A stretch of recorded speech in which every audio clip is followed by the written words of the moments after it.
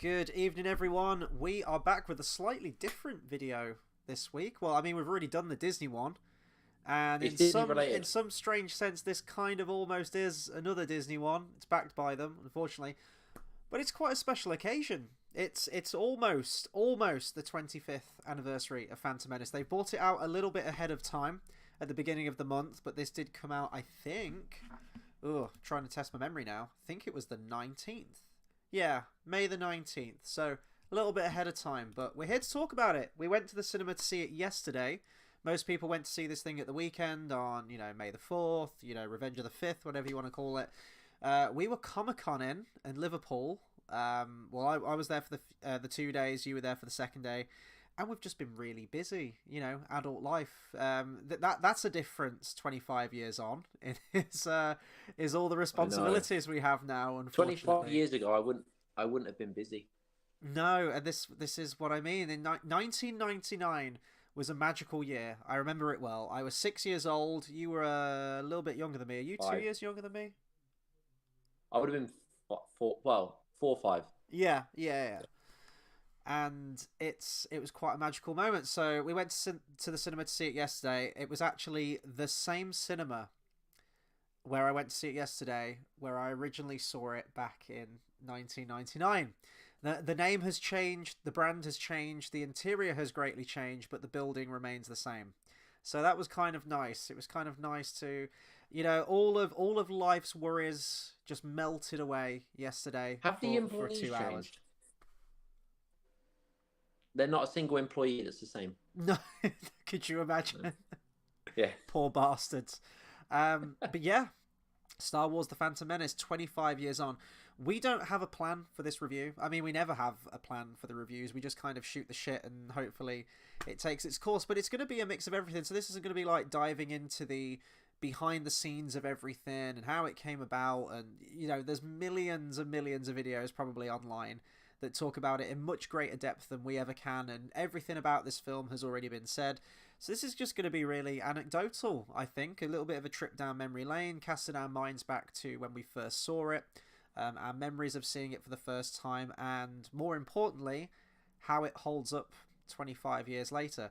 Now, it's not like I haven't seen this film in 25 years. I have seen this film countless times, hundreds of times. I don't know, I don't keep count. I've seen it a lot, and I've seen it fairly recently. I think I saw this about 2 years ago, maybe. I think I did a marathon of all the Star Wars films, that all six Star Wars films, and I left it there. Yeah, And so number 2 was right at the bottom. no, it may have been for you for a long time, It, but then we it's have for a lot of everyone. other Disney Star Wars films now, which have rightfully Oh, took that didn't the happen. bottom place. That didn't happen. No, okay, yeah. If we're referring to the six, I don't know, but which one's my least It favorite? stopped in 2005, and that was it. And It it just alternates nothing between happened this and after. Attack of the Clones for me any day of the week. Out of the main six, but I still have appreciation for this film. Yeah. Carl in the comments says, "Evening, everyone. Love the Phantom Menace and always have. Never understood the hate." Yeah, it's been an interesting character arc for a lot of people. I think it took a worse trilogy to be made to make everyone go back, and a lot of people have gone back and gone, "Oh, this was similar to Carl saying, this is misunderstood. This was actually a cinematic marvel, and people just didn't get it. It was ahead of its time." Yada yada yada, and hopefully by the end of tonight's discussion, we'll have arrived at a place where we stand with it. Because like most things in life, it's complicated. Dale, talk to me about Phantom Menace. When was the first time you saw this film? Do you remember it well? Was it life changing for you? It was the first. It was the one that I bought all the action figures for. Like the first Star Wars action figure I had was Boss Nass. That was the first Star Wars action figure I had, and it was the first of many things because it came out in my lifetime, whereas 4, 5, and 6 didn't. So as much as I knew them and I saw them, and it's great. And I had the video box set, the gold one where it was Yeah. just Star Wars. It wasn't New Hope or anything. Phantom Menace was the first of it was the first. You see Star Wars, and then you go outside, and then in War. Yeah, just before, is that the gold one? Yeah, that one. Yeah, and Yeah, exactly. That one where it's just Star Wars. It's not, New Hope or anything like that. And it's, the thing about Phantom Menace was it was the first with action figures. It was the first of you go out there, and I remember there's a picture of me somewhere, I don't know where, somewhere in a family album, not online or anything, where I'm wearing like a Darth Maul. What's those t-shirts called with no sleeves? Sleeveless shirt. There you go. Yeah, a sleeveless shirt with Darth Maul on, and there's me with like a shaved head when I was like 4 years old or 5 years old or whatever, and it was the first of many things in that sense. Like the first video game I played. First Star Wars video game was the pod racing game. There was the Episode 1 game. It was many, many firsts. So as a kid, I loved it. It was ridiculously political. Went over my head, like a lot, because ridiculous. Even now, it goes over my head a lot. There's so much political shit that I'm like, yeah, cool. Like, I don't know what's going on, but sure. And yeah, when you go back to 4, 5, and 6, it doesn't hold up in comparison. But then Attack of the Clones came out, and you went, you know what, we're happy for Phantom Menace. Yeah, so similar to you, this was a lot of firsts for me. I mean, as I said, I was 6 years old when I went to see this. It was at UCI Cinema, which was probably a branded cinema. It's kind of like lost to the ages now. It has since become an Odeon. And this was my first Star Wars film that I ever saw. It was huge, but I don't really remember the hype leading up to it. Obviously, because I didn't grow up with the originals, it was just kind of, we're going to see a film. So Star Wars had no significance to me before that point. I don't even think in terms of the merchandise or anything like that. I think I just remember going to see it, and it completely rocking my world. I was just instantly brought into it, and I definitely think you alluded to it just then, but the merchandising behind this film was insane to the degree I don't think I've ever seen merchandising at that degree for any films since then. Yeah, you had a lot of action figures for Lord of the Rings and even the Star Wars sequel trilogy to a point, but they haven't really taken. But Phantom Menace was everything, you name it, fridge magnets, frisbees, inflatable That's why Jar Jar chairs. Binks was made for merchandising and kids. Yeah, and when watching the film with adult eyes, you can kind of see how it was constructed. We were kind of talking a little bit during the film yesterday. There was a fair few people in there. Everyone was just watching it in stone silence, and I was like, we've all seen this film before. Like, let's just chat. Let's laugh at some of the memes. Let's poke fun at things, or things like that. And I was saying to you how it feels constructed. You've got Jar Jar Binks in there, the really wacky comic relief for kind of the really young audience, like the babies, and then you've got Jake Lloyd, Anakin Skywalker, who appeals to what would have appealed to my demographic. I was 6 years old. He's meant to be 9, but I kind of looked like him a little bit as a kid. I had the unfortunate bowl cut that all lads seem to have growing up in the 90s. And I really connected with his character, and I thought it was cool, and I wanted to fly a Naboo starfighter and all that cool stuff. So, and then you had the badass villain and everything like that. I loved Darth Maul, and I'm kind of all over the place with talking about this right now, but inherently what I'm trying to say is that I hadn't seen a film like that before, and instantly it something clicked with it. And yes, there's loads of politics in there and everything like that, but as a kid, I loved Jar Jar Binks. I thought he was the funniest goddamn thing I ever saw. I thought Anakin was cool. I loved the lightsaber fights and the spaceships and the pod racing and everything like that. All the spectacle, basically, is what I'm trying to say. And now I think about it, Attack of the Clones was very similar. I'm not going to go off on an Attack of the Clones tangent, but it was very superficial. It was the spectacle and the imagery behind everything, the character designs, lightsabers. I was introduced to this greater world of Star Wars that people a generation before me would have done, experiencing the original trilogy. And it's my life. It sounds cliche, but my life was never the same since, because I got completely wrapped up into Star Wars and the world. And then after this, this was my gateway. I went into the original trilogy. I have one. Go on. Oh, go on. I have one. You have one. You have a reference. Here we go. Life was never the same, and my life was never the same when I heard Van Halen. Yes. There you go. I have one. It works. Dale, you have now sealed your fate. Not only have you got to do a Van Halen reference in every Disney retrospective review we do, you've now got to do it in every single video that we're Just on together. everything ever. Which should be Just very every easy for you, sentence in actually. life. Yeah. Do you know what? We'll get to the point where I'll go, oh, fuck, I'm out. But, you know, that won't ever happen. It won't. Yeah.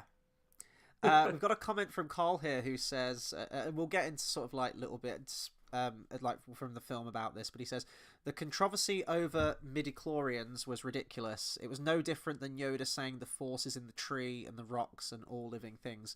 I think it brought in more of a science, like a science fiction side to it, because before it was, the Force was basically just magic, wasn't it? It was a spiritual thing. It was alluded to very vaguely, this spiritual sense of things, and then it became sort of numbers and decimal points, and you could total it, you could tally it, you could equate it, you could compare it to previous findings in bloodstream. So it definitely got a lot more science based, I guess, and there was an explanation for it. And I don't think it needed an explanation. I don't think you needed the midichlorians thing, but I just kind of took it at face value and was like, this is fine. I've never been like up in arms about midichlorians. I think they're fine.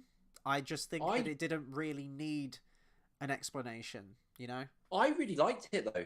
I really liked how it was, you know, the whole midichlorian count was high, you know, the whole there was no father. I really liked that. I mean, I know he's basically Space Jesus, but, you know, I liked the whole concept. And obviously it ties in when you obviously with episode 3 and everything. I really like that. I like the whole how there was a mysterious kind of thing to it, and they, you know, they're basically what is, you know, makes up life, and there's a high count. I really like that aspect of it.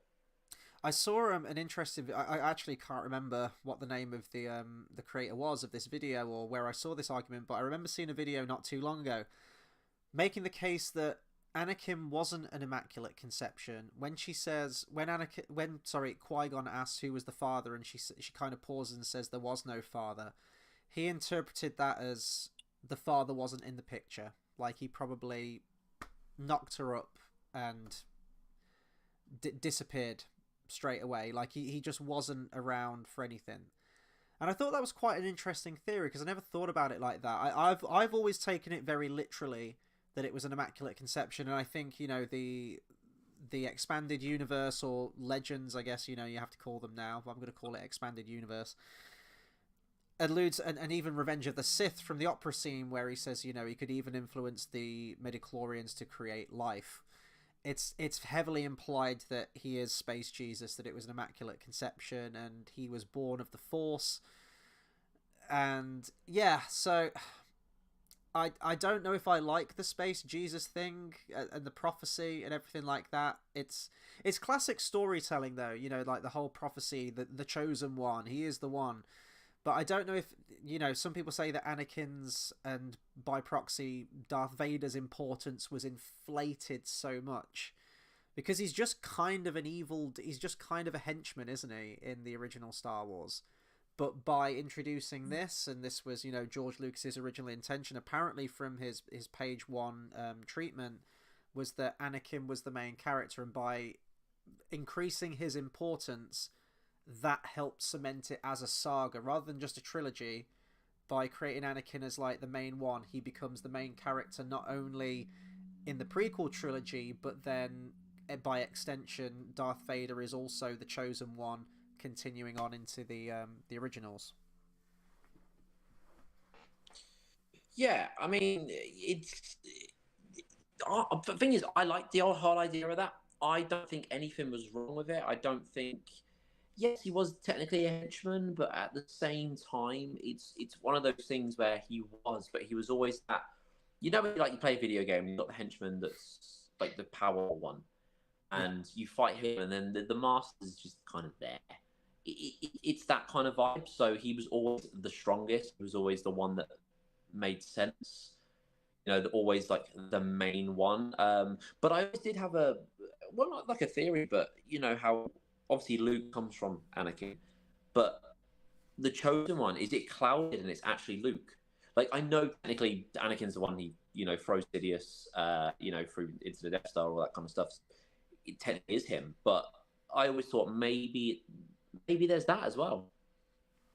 Yeah, George Lucas himself has been very contradictory on this matter. There was a video interview, pretty much with Revenge of the Sith, I think, where he's capped off his entire saga, and he talks about the prophecy that Anakin will bring balance to the Force and destroy the Sith.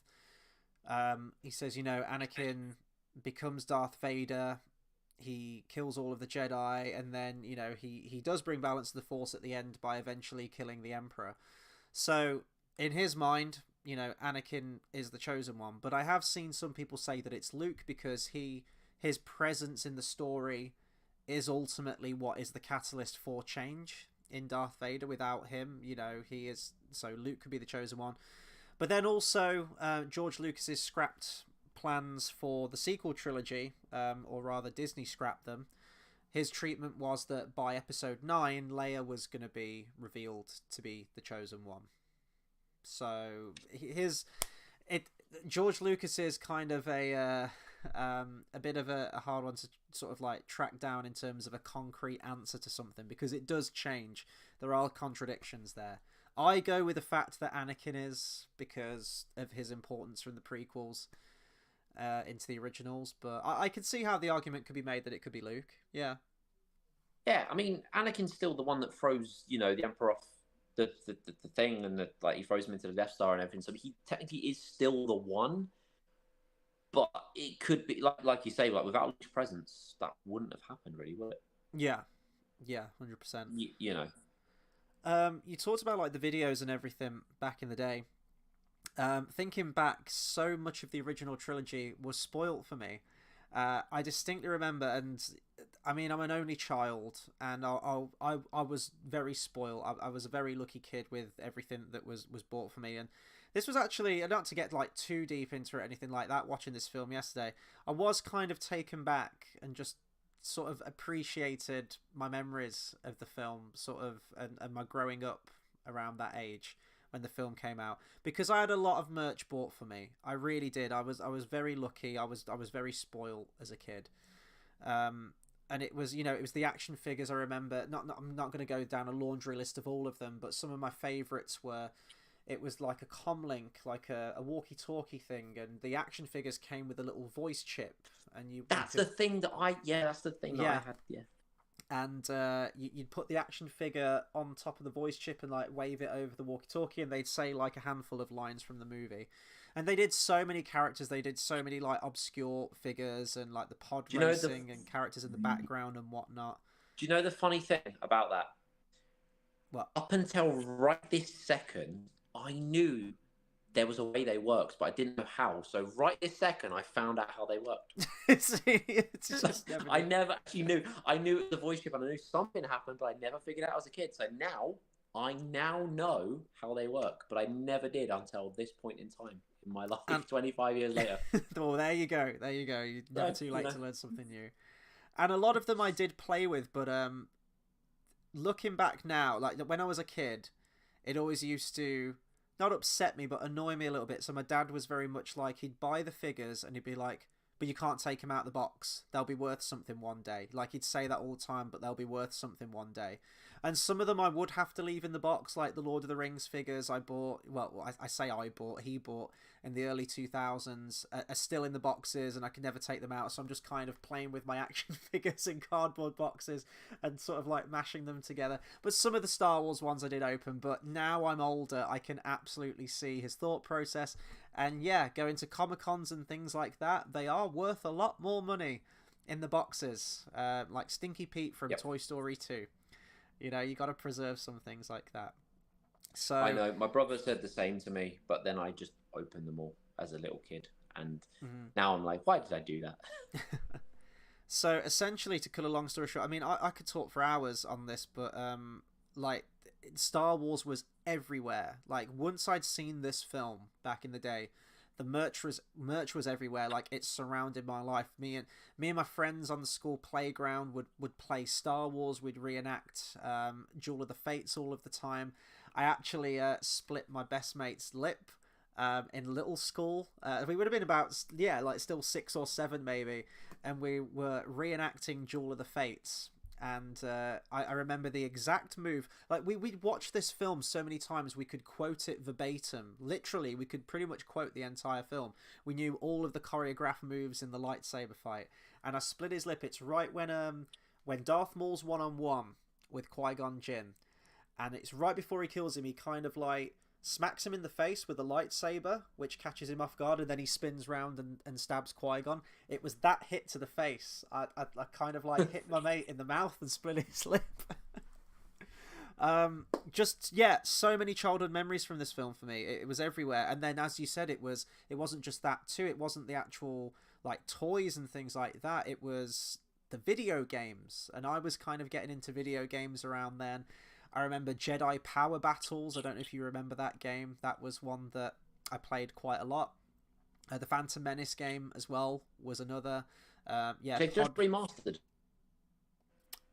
Oh yes, that's right. Yeah, of course they have. Yeah, they did that. Did they do that? I'm assuming, especially for the 25th anniversary, was it, or is this? Yeah, it's only like $3.99 as well. It's not like it's ridiculous. So okay, that's decent. Yeah, so it was getting into like the video game realm of things, and this would continue and develop with the prequels leading to the greatest of all time, Lego Star Wars, once all the prequel trilogy was said and done. So this was everywhere, and it did ruin, I would say it ruined the originals for me, but this was my gateway, and then right after that I went into the special edition versions, the 1997 special edition versions.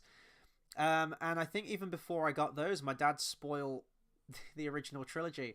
I remember I had a stamp collection, and it was like an plastic action figure with a little ink pad, and there was like 5 characters in the box. I think it was Darth Vader, Luke, Chewbacca, Princess Leia, and actually may have been 6. It may have been like the 2 droids as well, or something like that, R2D2 and C3PO.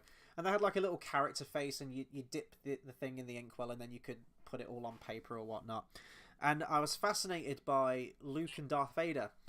And I could never say like TH as a kid. I couldn't say like Darth Vader. So I kept calling him Dark Vader all the time. Dark Vader.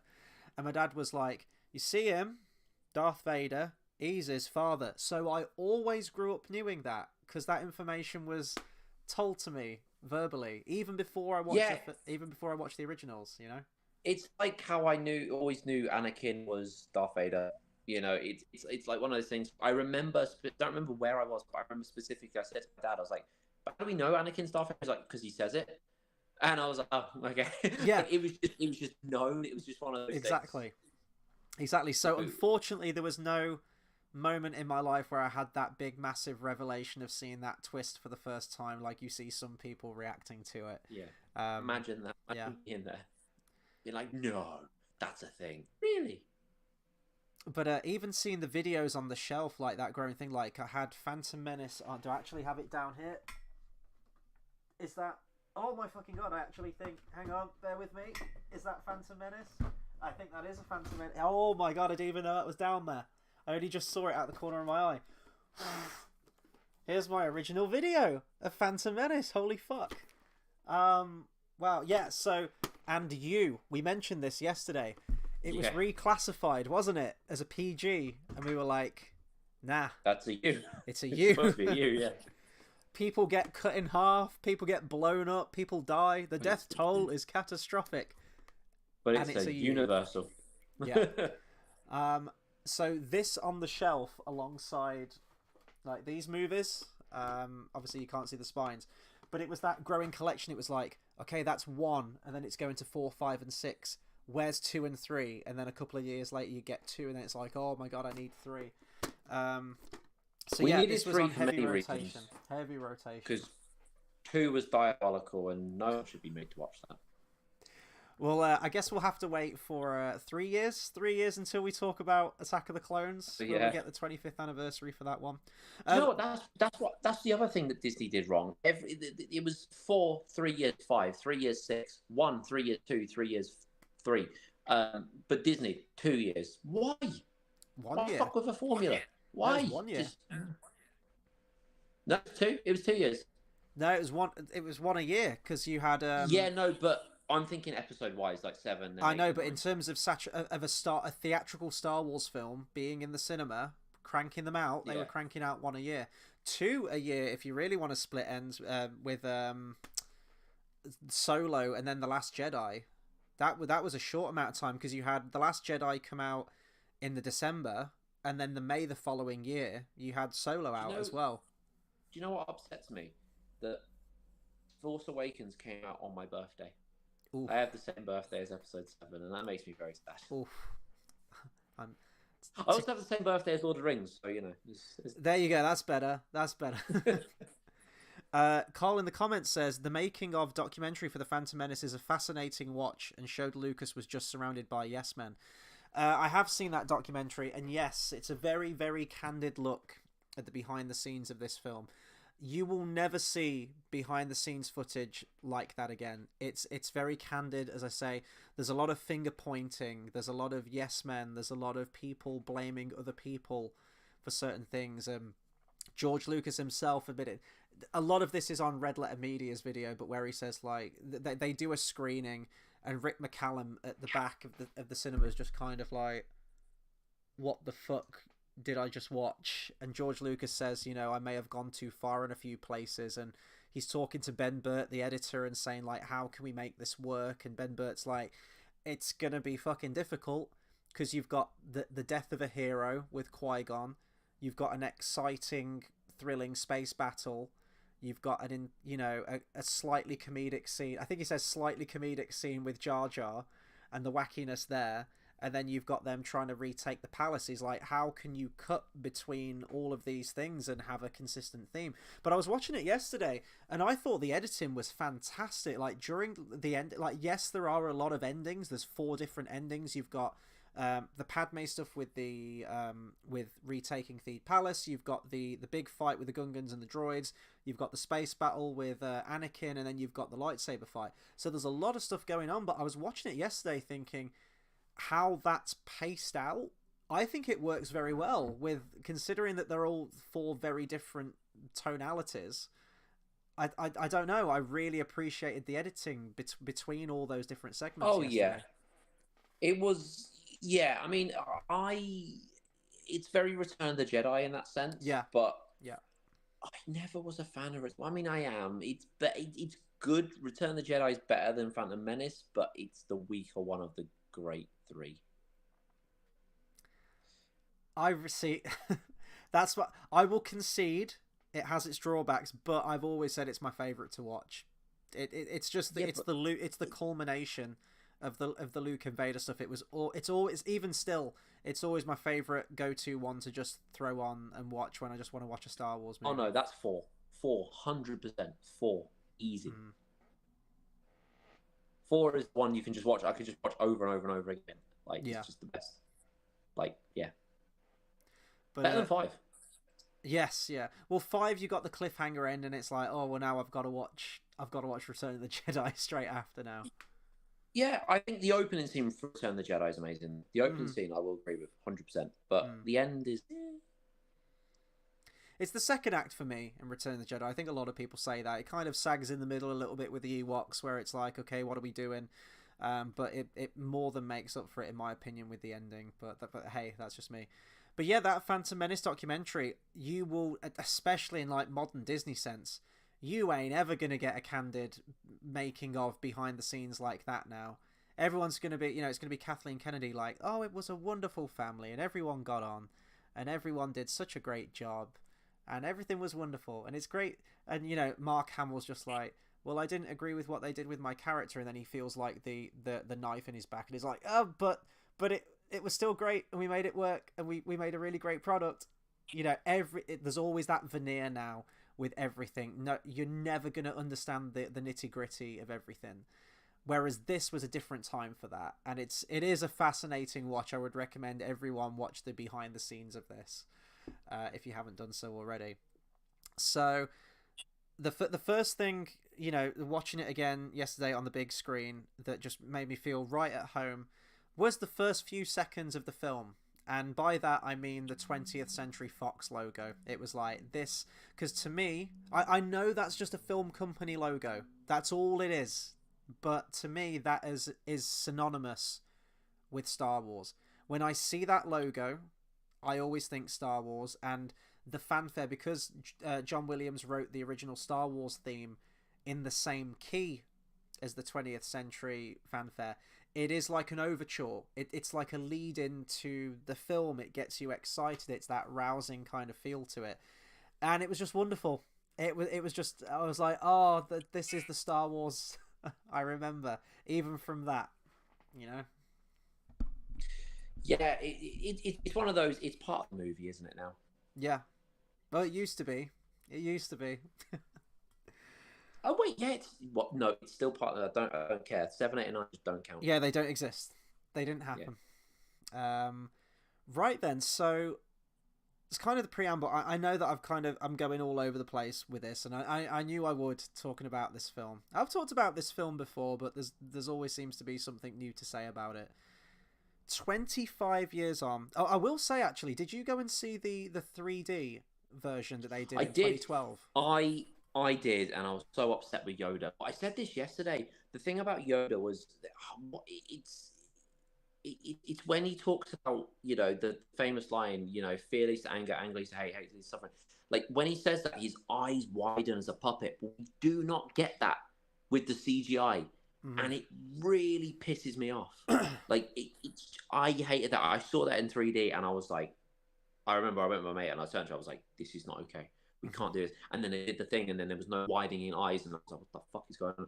Like, no, I do not agree. I know what you said about Yoda's obviously, you know, CGI throughout the whole, you know, the first 3, and that's cool, and that's great, whatever, but it just does not have the same impact without the widening eyes of, like, where he does that, and it's just, I don't know why they took that out. They could have easily made his eyes widen. Like, what's going on? No, I agree with you with that. I do prefer... Can't believe I'm saying this. I do prefer CGI Yoda in this. I think ultimately it was because the puppet in Phantom Menace for Yoda looked awful. Compared to the original, the puppet was shite.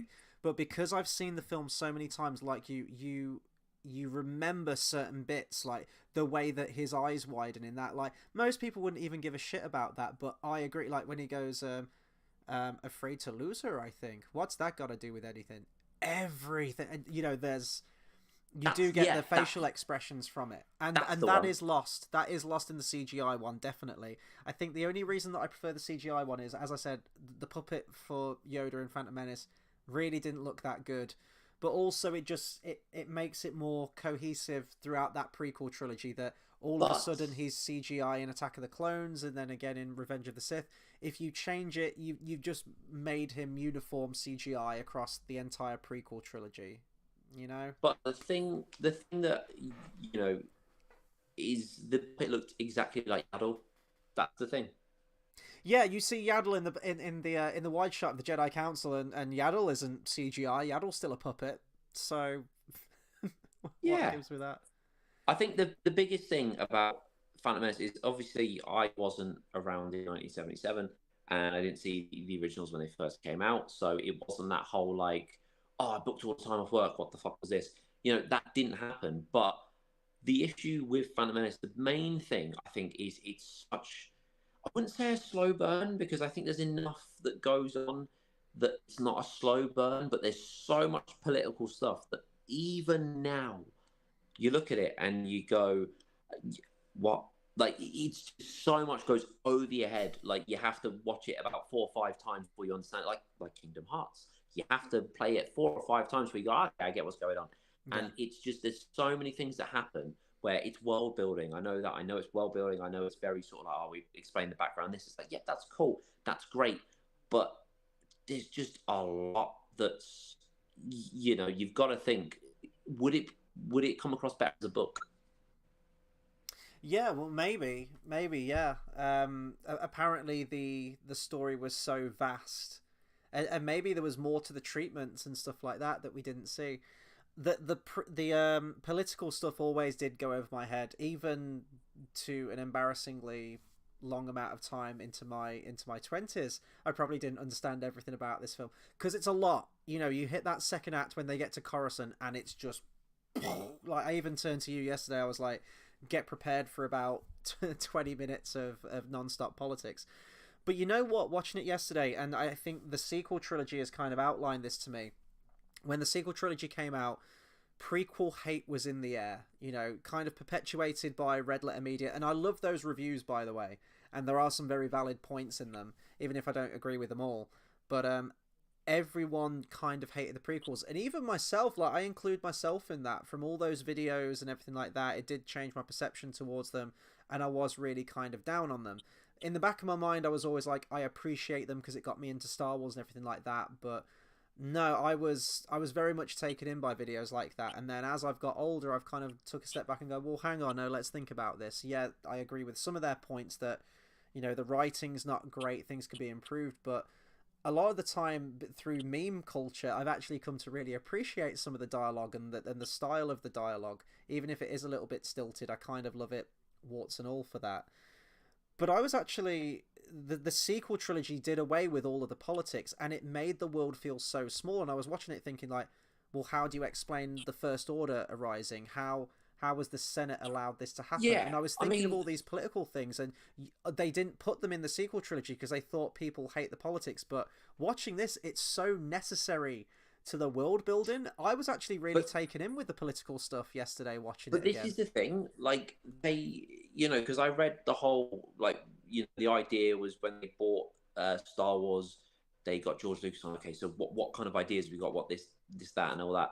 And he gave an idea, and I remember, I think they said something like, but we want a movie for the fans, is what they said. Yeah. And we didn't get that. No. But, like, you know, it was one of those things where I think it was the whole blowing things up, space battles, this, that, and everything. And they lost the essence of, essentially, it was a soap opera. That's the original of Star Wars. It was a soap opera, and then but it was in space. Yeah. So yes, they had space battles. Yes, they had this. Yes, they had that. But essentially, it was about the relationship between a father and a son.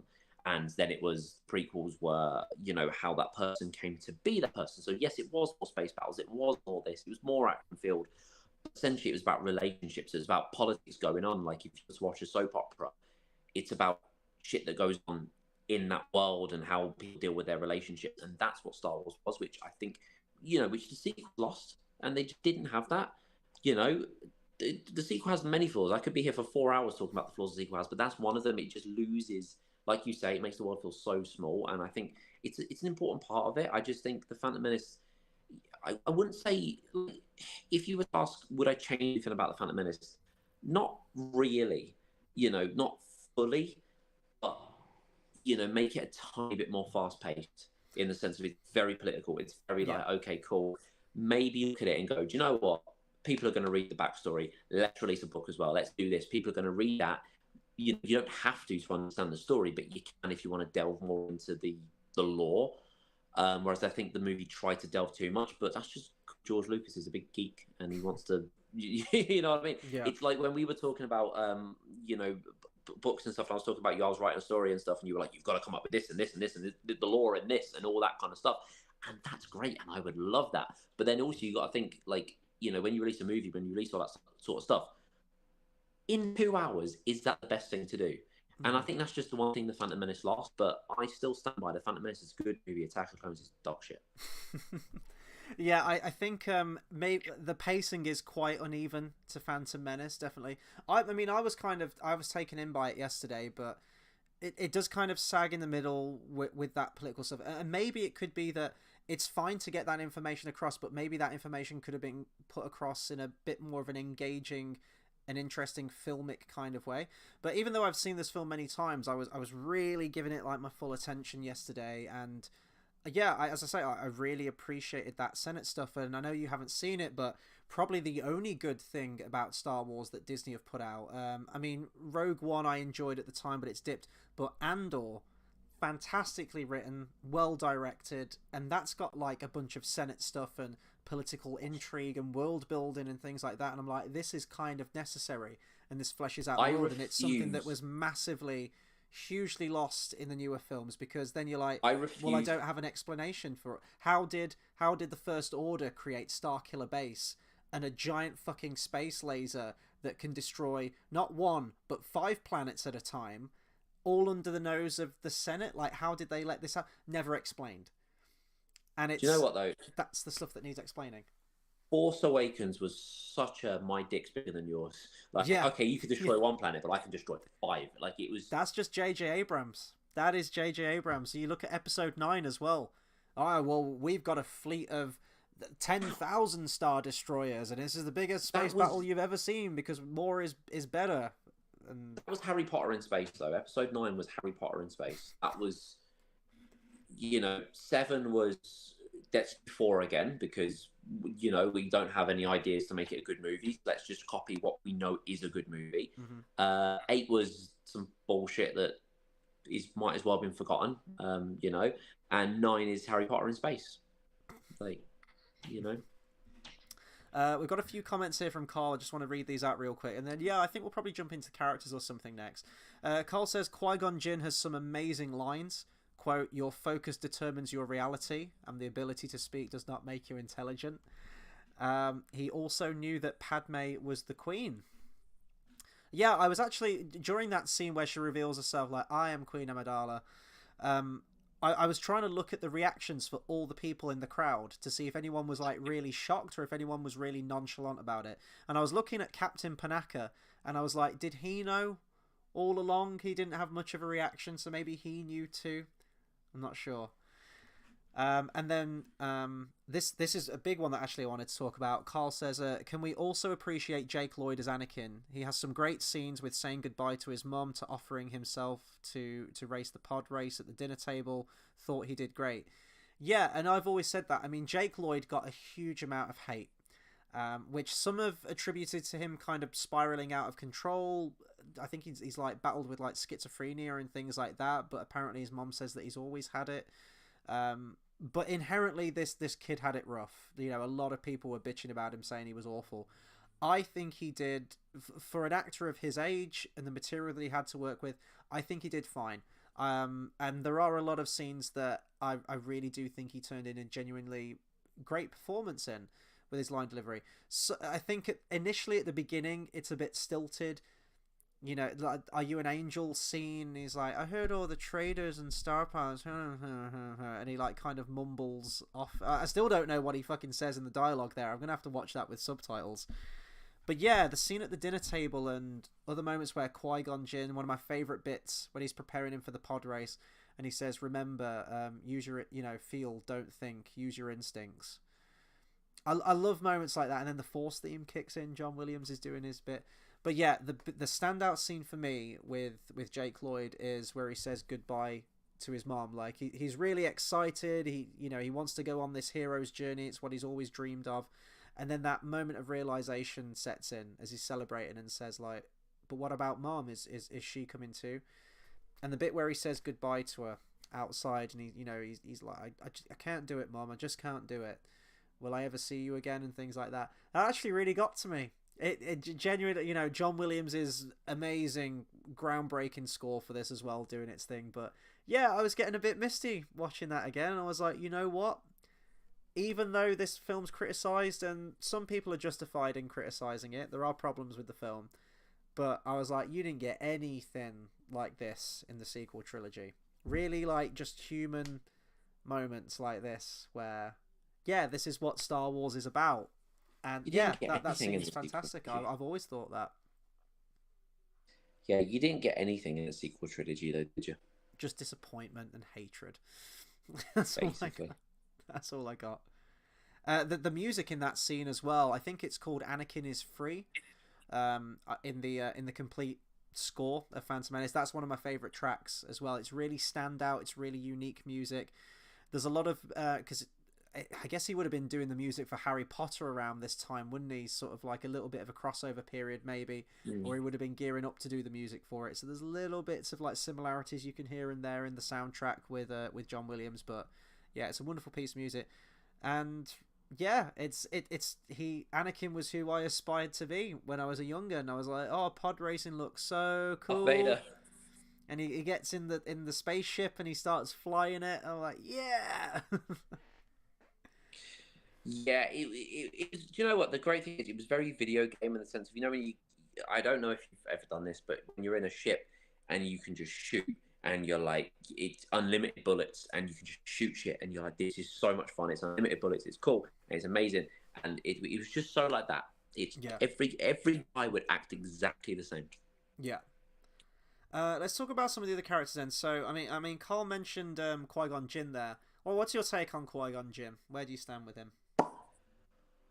Do you know what? I really liked Qui-Gon Jinn. The only issue is, and I thought this yesterday, was when he died, there was no, like, oh, we've lost a great character because he's only in one movie. But he is great, and I do think, I mean, he was supposed to be in episode 3, wasn't he? Yeah. But Liam Neeson had, like, a motorbike accident. I think that would have been wicked if we did see him in episode 3, because I think he's more important than we give off, because he's literally only in one movie. We're not going to include the Obi-Wan series, because shit, anything that comes after 6, yeah, exactly. But like, I think Qui-Gon does deserve more, but he's Yen Sid. He's the one you don't see a lot of. He's your big kind of, and I think he's great. And the thing is, that makes him probably come across more powerful because you don't know loads about him, and I think that's the great thing. But the only thing is, and this isn't a dislike for the character, but you talk about, like, in episode 4 when Obi-Wan says, oh, I know it was episode 5, sorry, when he talks to Yoda because he says something about being reckless, and he goes, I was young and reckless. And, Obi-Wan kind of was, but that was more Qui-Gon. So that was more Qui-Gon's character. Obi-Wan was more, he followed the council, like he was on the council, wasn't he? He followed it a little bit more. He was a bit more sort of, he was his own little thing. He was reckless, and like, obviously he knew about Padme and Anakin, and he was, whereas the rest of the Jedi didn't, where so he was his own kind of thing, but Qui-Gon was the reckless one. So as much as Qui-Gon's great, I think they kind of made what Obi-Wan was into 2 characters rather than just Obi-Wan. Yeah, no, I agree. And what you mentioned there as well about just, he would have been great in episode 3, and I think it would have really tied it all together. I know he gets a name drop and everything, but it would have been nice to just kind of cement that at the end there with Qui-Gon Jinn. It's a real missed opportunity with Attack of the Clones, because they do posit the idea of delving into Qui-Gon, and that he was part of this trio, with Count Dooku, Qui-Gon Jinn, and Cypher Dyas. There were these 3. There's a deleted scene where they have oh god, what's the librarian called? The librarian lady in Attack of the Clones. The one that gets killed in the episode 3 game. Yes.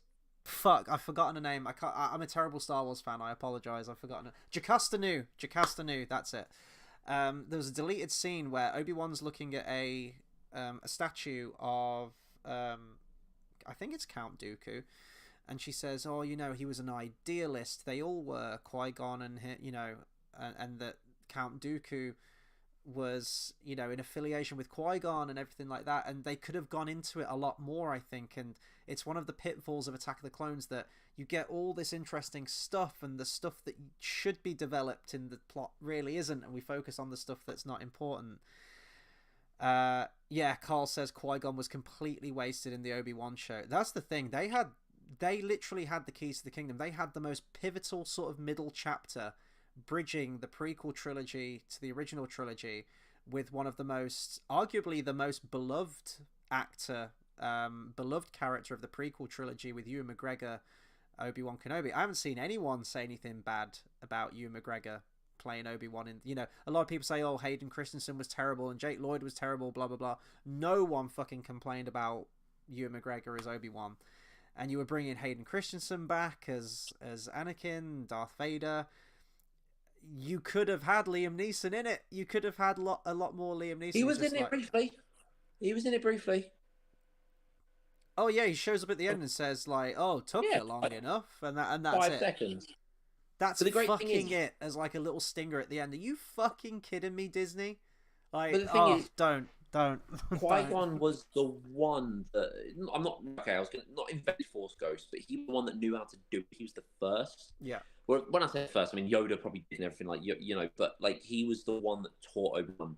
Because he said at the end of episode 3 how like, oh, he's figured out basically how to live forever, and and I think Qui-Gon was a missed opportunity in a lot of ways. Like, he's great in one, but he should have been utilized more.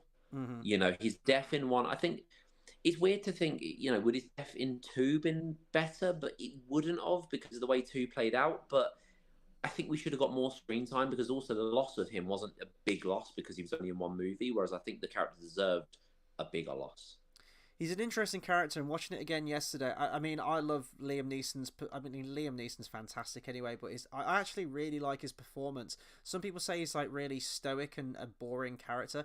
I don't think he is. I think he's an incredibly interesting character, and I love that he, as he said, like an idealist, he kind of does his own thing. Like, yes, he is a member of the Jedi, but he's defiant of the Council. He's proactive. He goes about. He wants to achieve his own agenda. Like, he genuinely believes that Anakin is the chosen one, and he says, like, you know, fuck you and your rules. I will take him as a Padawan learner. He's going to be trained whether you like it or not, kind of thing.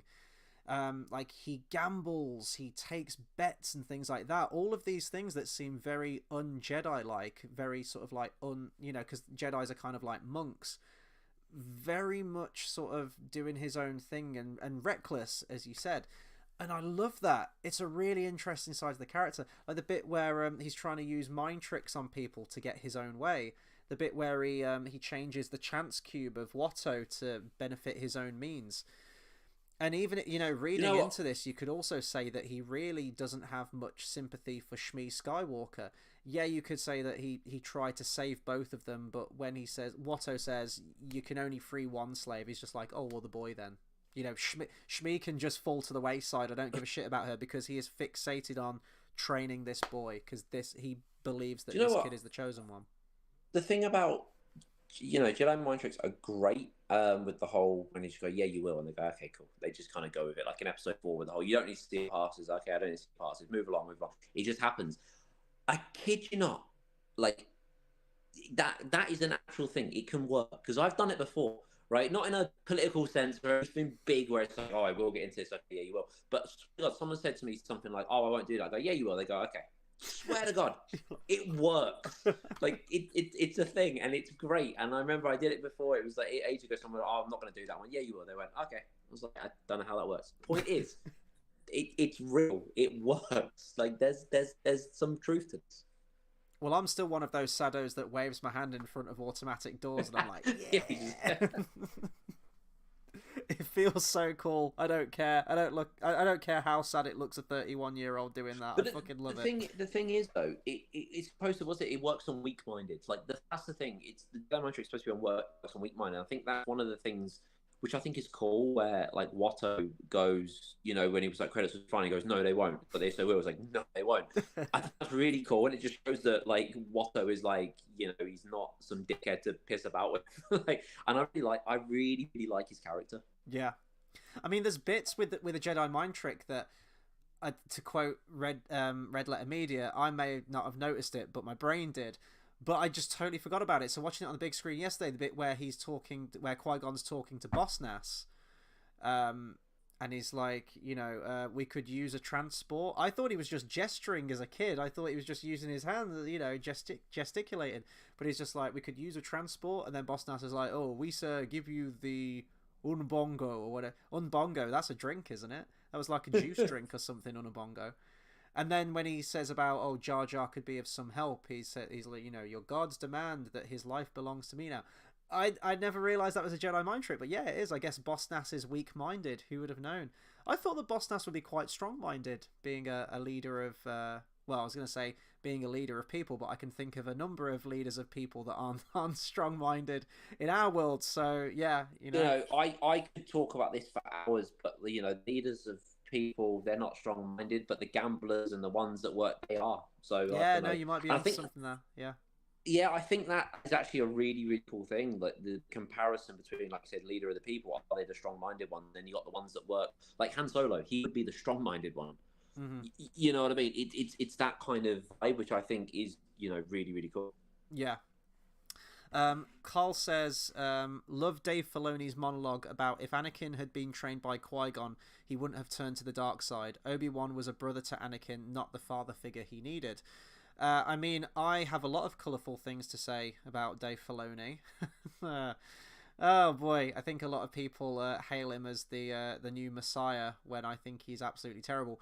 But I have seen that monologue, and I do agree it's a very interesting take on that whole dynamic between all of them, and it's something I never really considered all that much, I guess, really. But you do see that father-like dynamic that Qui-Gon has with him. One of my favorite scenes I've got to talk about as well. You know, you have in the original trilogy in A New Hope, you have the gorgeous quintessential Star Wars scene for me, the binary sunset scene where Luke goes outside, the music's just doing its thing, and he looks to the horizon and sees the binary sunset. It's a wonderful moment, very, very short moment, very crucial to that character and the feel of Star Wars and the hero's journey. And there's something a scene similar to that in this film, I would say, with Phantom Menace, and it's when Qui-Gon, right before he takes Anakin's midichlorian count, and they're looking up at the stars, and Anakin's like, has anyone ever been to them all? And he's like, I'm going to be the first one to see them all. And it's that like heroic attitude to it. And that does feel like a fatherly moment. He's, you know, you got a busy day tomorrow, Anakin, sleep well. And he's looking out for him. He's giving him advice and life lessons and things like that. And yeah, I guess it is kind of like a fatherly dynamic. He's very protective of him towards the end. You know, he's like, Anakin, stay in that cockpit. Do not come out under any circumstances. He's watching out for him.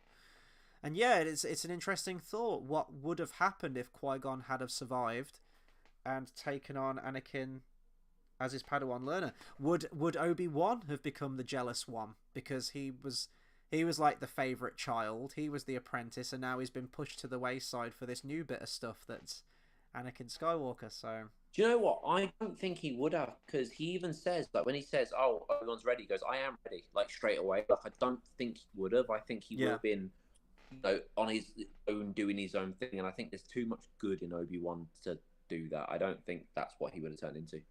And he is ready. Like, you could argue that Obi-Wan's trial is taking down Darth Maul, and we both said it yesterday. You mentioned it, and I was in agreement. This was the movie where Darth Maul died. Don't give me that Clone Wars shit. Don't give me any of that Rebel shit, or that one scene in Solo. I don't give a fuck. This movie was where Darth Maul died. That's it. He was intended to die with this one, and I know George Lucas was like, "Oh, find a way to bring him back." And then George Lucas's original sequel ideas was to have Darth Maul be the main big bad guy of his sequel trilogy, with Darth Talon as his apprentice. I don't care. Dude got cut in half. That was it. He served his purpose. Darth Maul in this. I guess let's talk about Darth Maul. So first off, the look of the character is incredible. Like, I was obsessed. I always talk about when we do our Disney reviews that I always loved the villains, and that was absolutely the case for Darth Maul as well. The look of the character, I'd never seen a character that looked like this. He looked like the goddamn devil.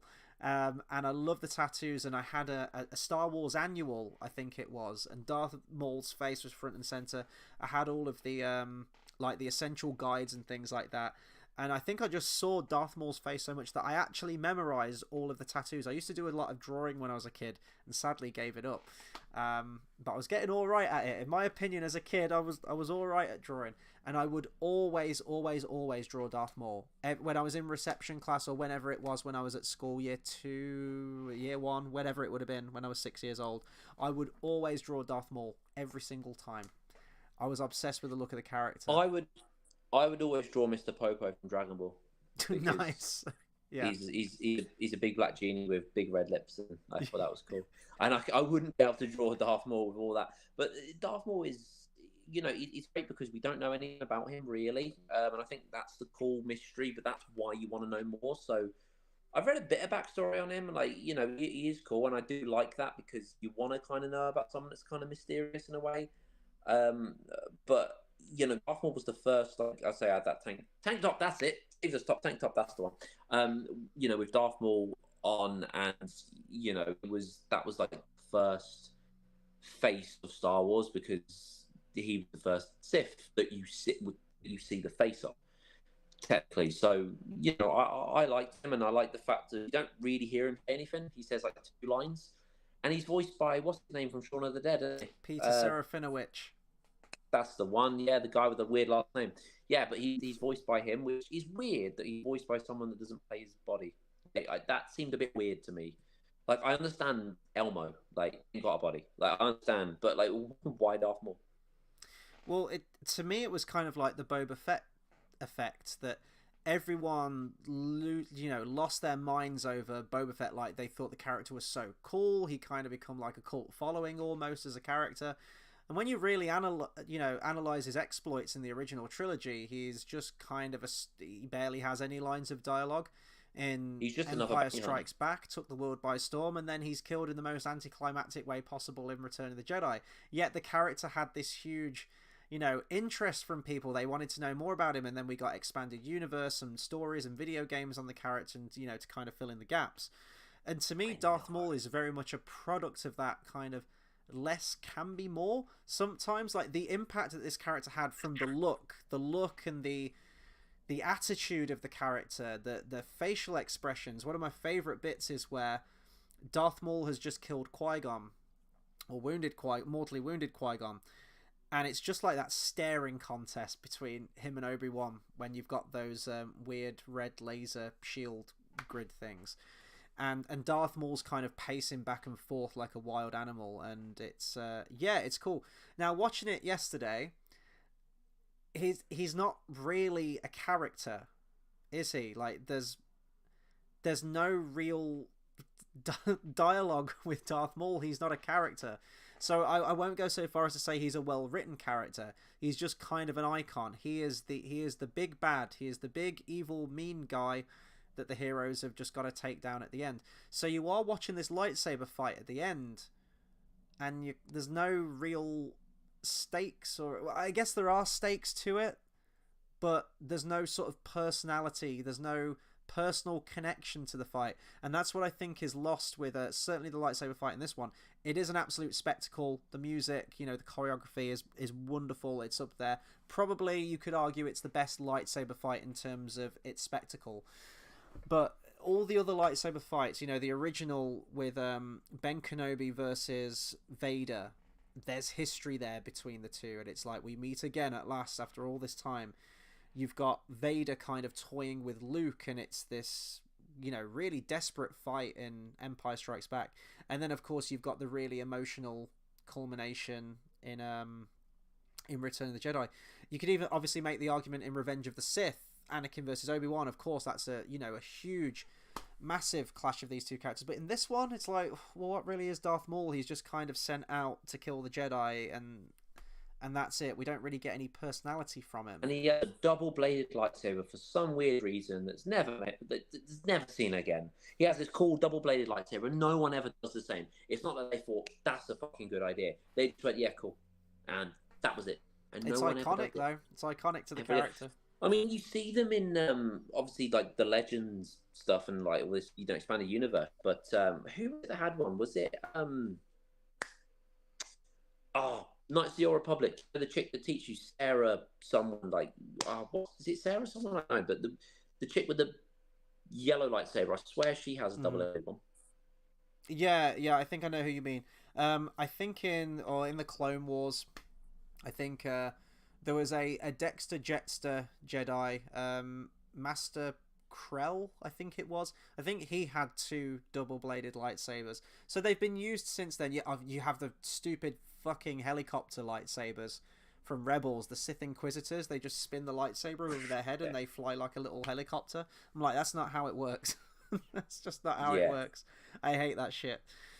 But it was probably just done for merchandising, wasn't it? It was just. Do you remember when the teaser trailer came out for Force Awakens and they showed, Kylo Ren stomping through the woods and ignited that new crossblade lightsaber, and everyone was like, "Oh my god, it's a new lightsaber." The same kind of thing with that, really. I fucking hated that lightsaber. I fucking hate that lightsaber because it's the cross guard, which is meant to protect your hands, and it is made out of fucking shit that will. No. It'll burn you. Like, why? No. We've got a comment from Bath Time. It says, I always liked that Christopher Lee had some kind of rapier lightsaber like he was a fencer. Yeah, the curved blade for Count Dooku. That was cool.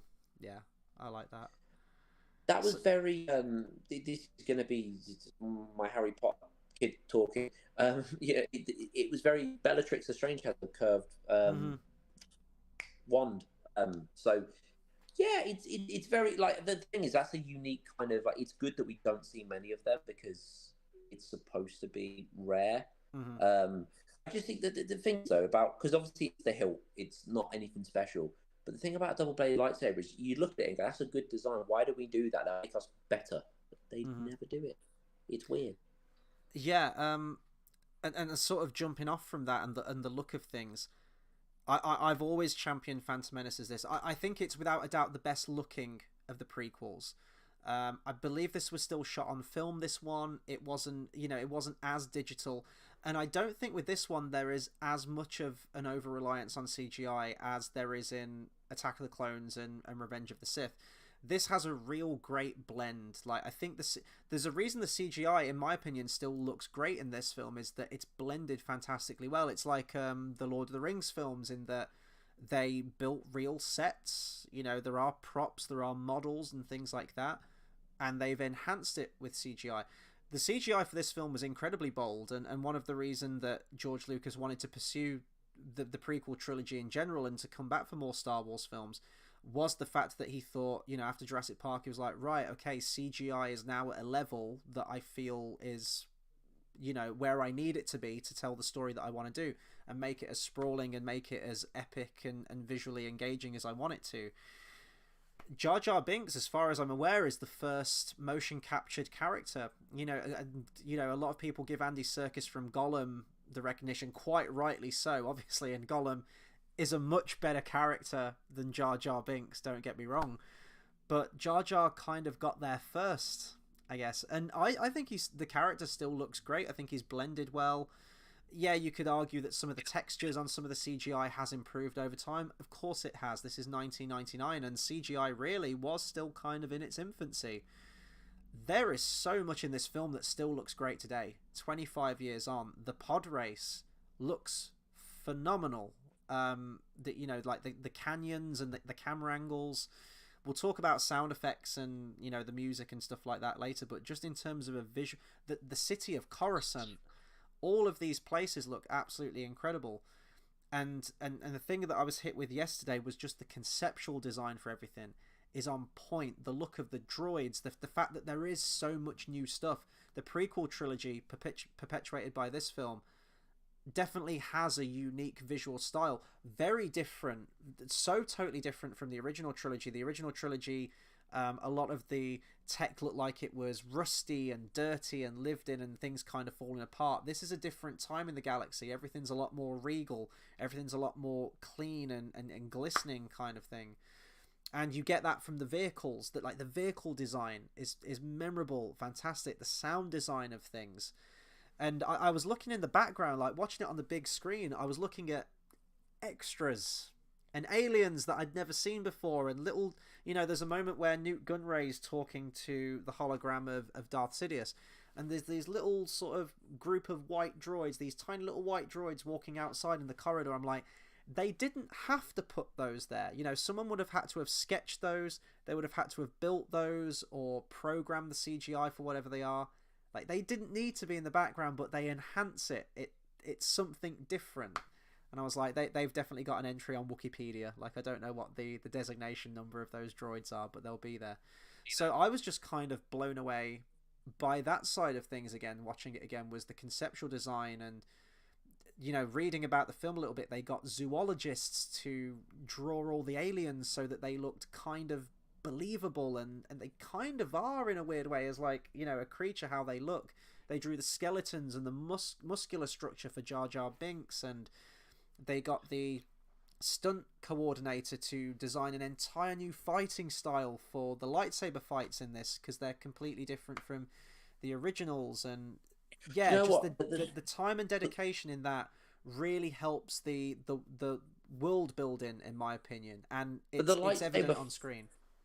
The lightsaber fights were supposed to be different because they were originally, lightsabers were meant to be ridiculously heavy.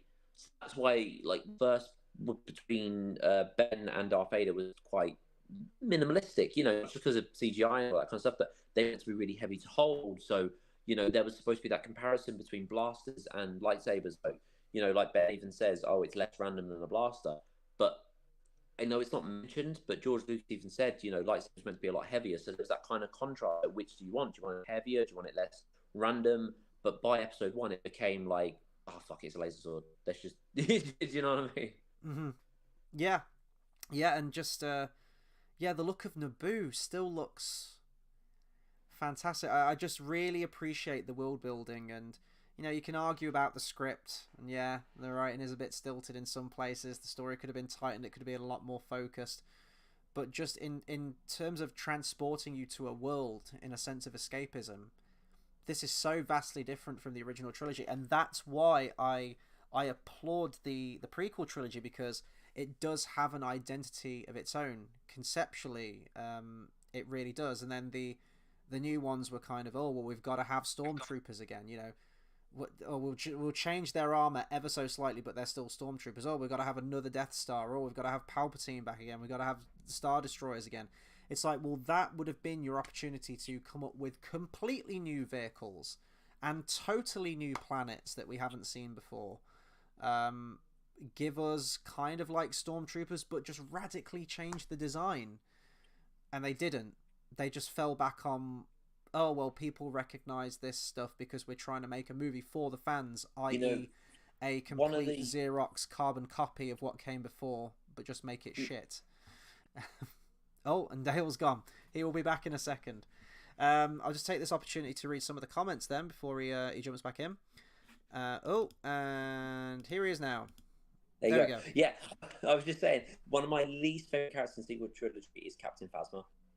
I mean, I hate Adam Driver and I hate Ben Kenobi, Skywalker. Like, you know what I mean? I hate the whole Ben Solo thing, and but Captain Phasma's absolutely fucking awful. I hate her. What an absolute wasted opportunity, though, right? Yeah, I don't like the Stormtrooper design. I don't like the fact that she's basically. Does she die in what, 9 or is it 8 that she actually dies? She dies. Well, she dies in 7, then she comes back inexplicably in 8, and then but you see how it's very such a blur. There's no like, okay, she did this and then she dies, and it's just she dies at some point. You see her mask kind of come off, and it's just fucking absolutely hate that character. Mm-hmm. Yeah, me too. Just again, they were going for the Boba Fett thing, and it just backfired. Like, they really pushed that character. I don't get it. Why did the Stormtroopers need a leader? Why did you need the head Stormtrooper? That's not a thing. Like, exactly. I know you had Commander Cody and like you had basically Clone Trooper, but that's not. He wasn't a head Clone Trooper. Mm-hmm. He looked the same as all of them. They were all clones of Jango Fett. It was they all were the same thing. Whereas Captain Phasma, for some reason, it was like, oh, we've got a head Clone. Why? That's not. Yeah, Kylo Ren could have just filled that. Yeah. And why did we change the whole, like, they were all like orphans and we stole loads of why? Like, it was just dumb. But if we want to talk about hate for the sequel trilogy, I'll be here for a long time. Yeah, well, that's a separate stream in multiple parts.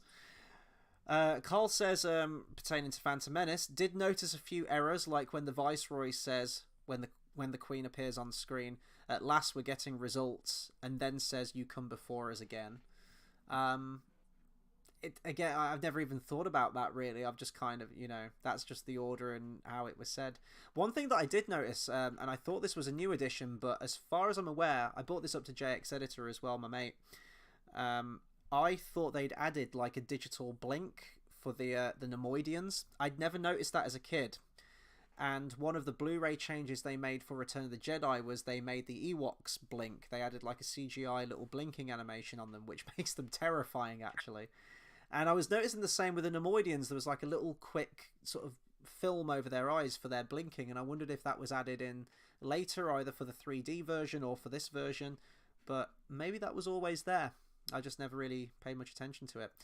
Bath Time says, was this the most hyped film ever? I saw an article that they think The Waterboy got such huge box office because it had the trailer for Phantom Menace. No, because Episode 7 was more hyped. It earned more money.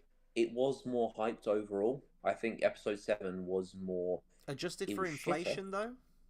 No, I think... I can't remember. I mean, I could be wrong, but I think I did read that Episode 7 did earn more. It was more hyped than that, which I can see it would be. But I think, yeah, Episode 7 was actually more hyped than this one.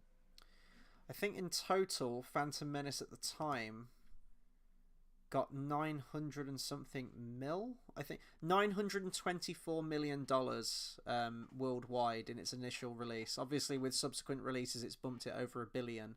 So you got to think 1999. That is a huge amount of money. It became the second highest grossing film of all time, right behind Titanic from '97.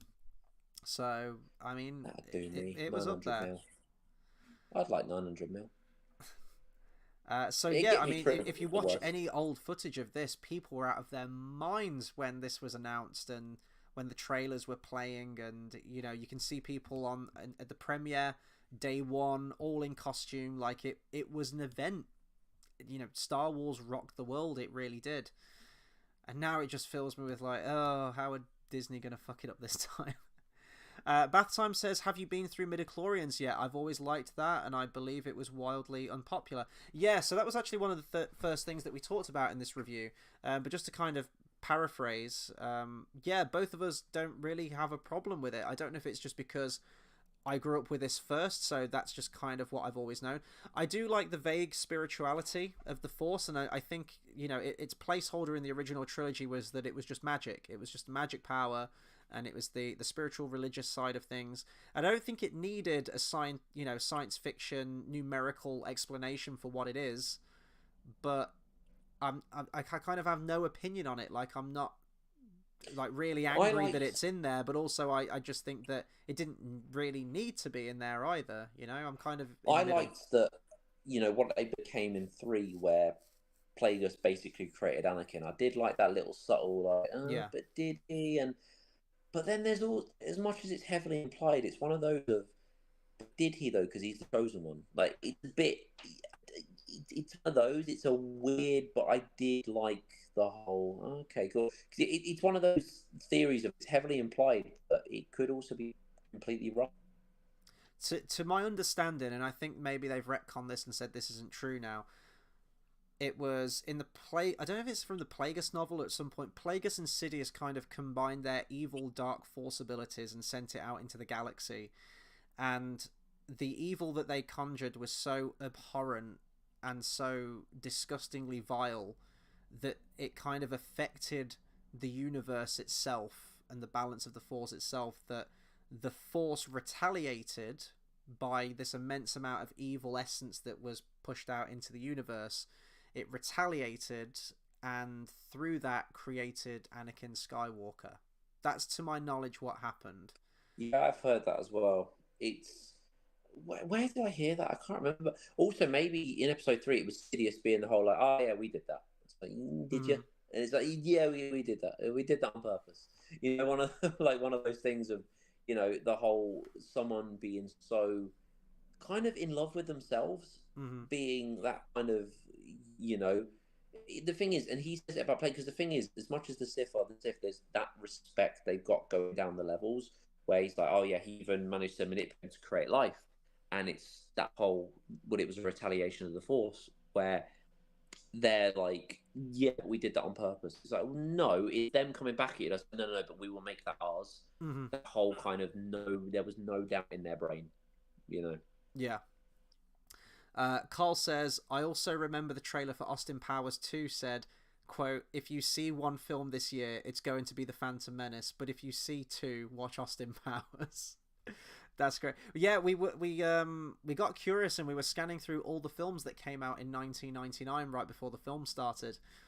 And there was The Mummy, which I absolutely adore that film.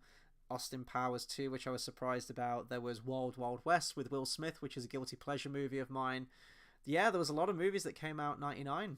There really was. I think 96 was better though. 96? Oh, God. I don't even remember what came out in 96. I think... Well, no, not... Was it 96 I'm thinking of, or 95? Which film's on your mind? When did Space Jam come out? I thought you might say that. Space Jam came out...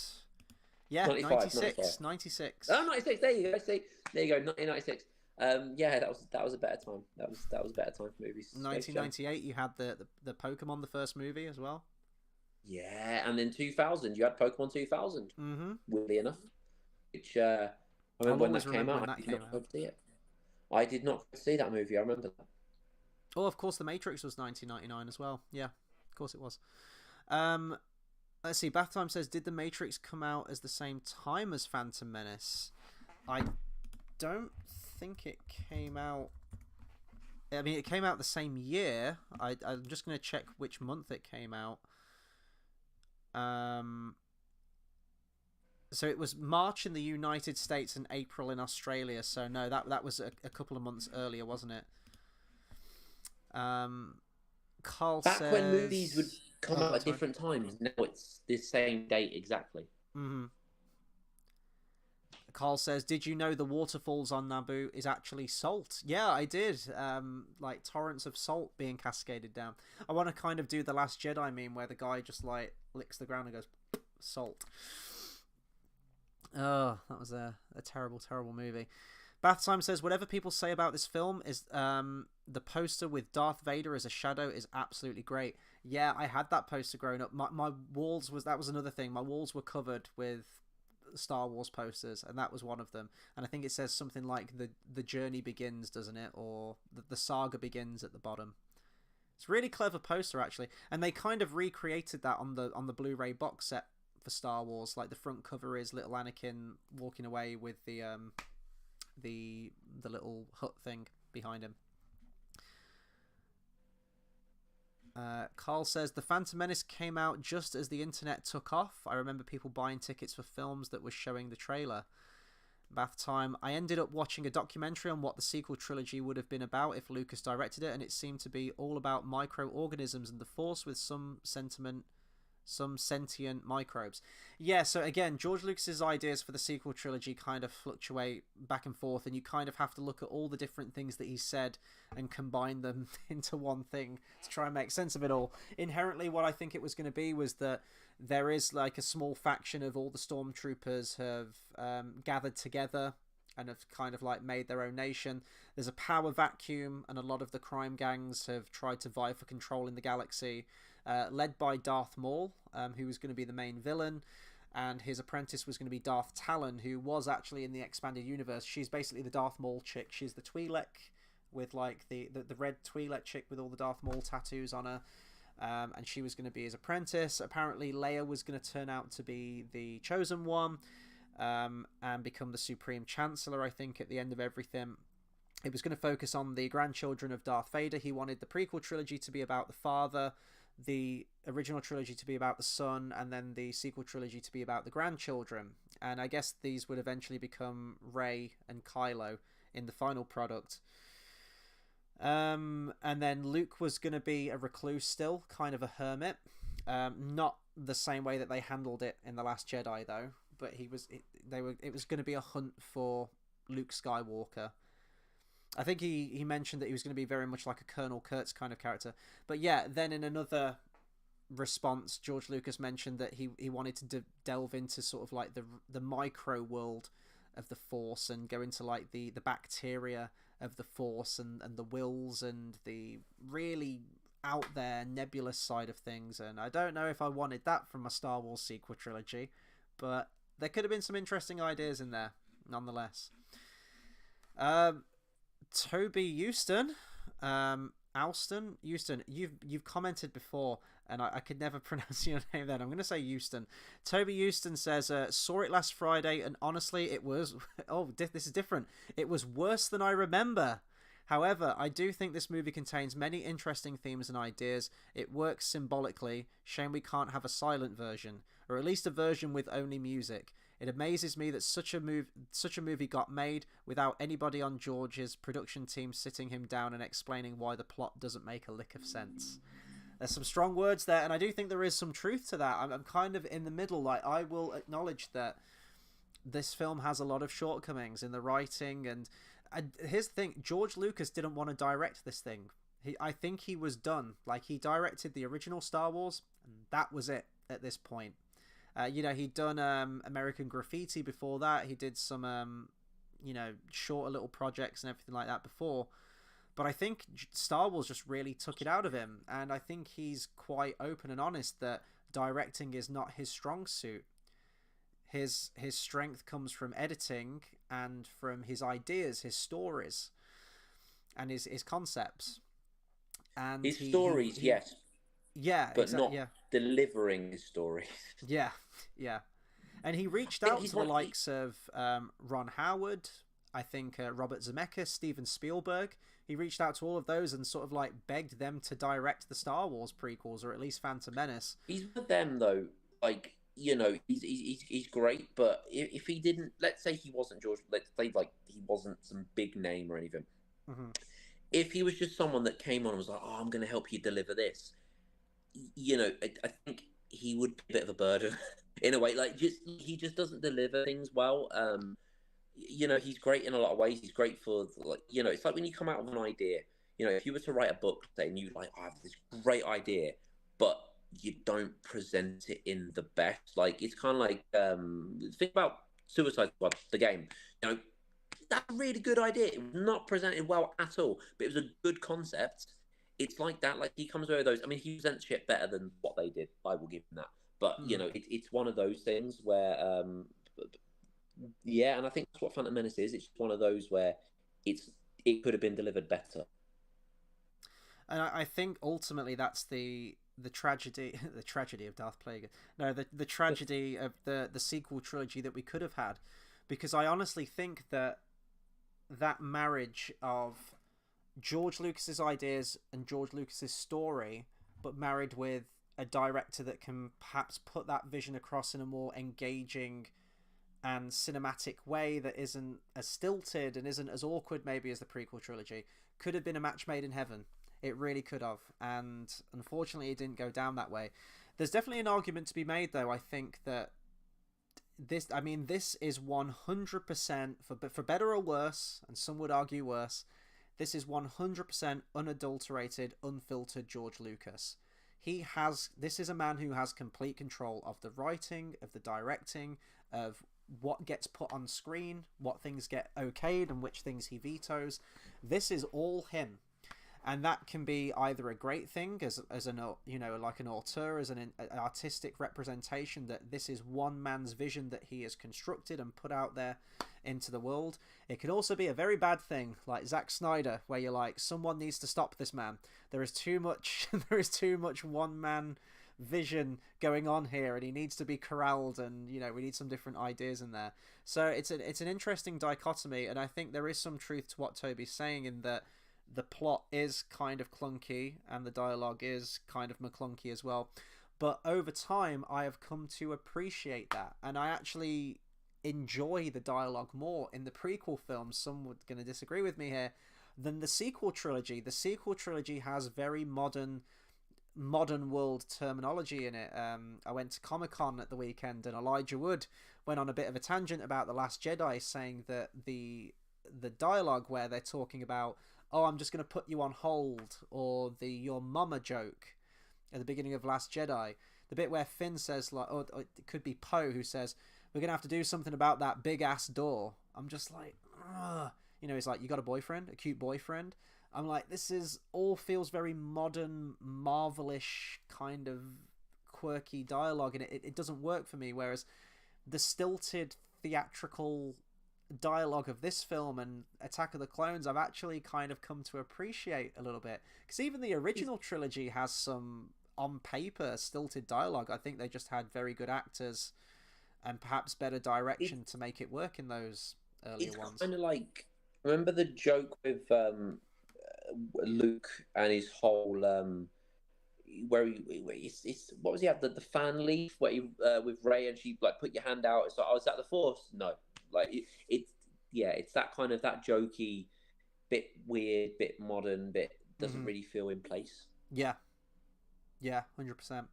And Toby continued as well, so he said all those things about the movie, and we will talk about the music in a second because we need to. Toby says, however, Liam Neeson is godlike, Maul is fantastic, the visuals and symbolism is fantastic, and it captures that sense of wonder magically. I agree.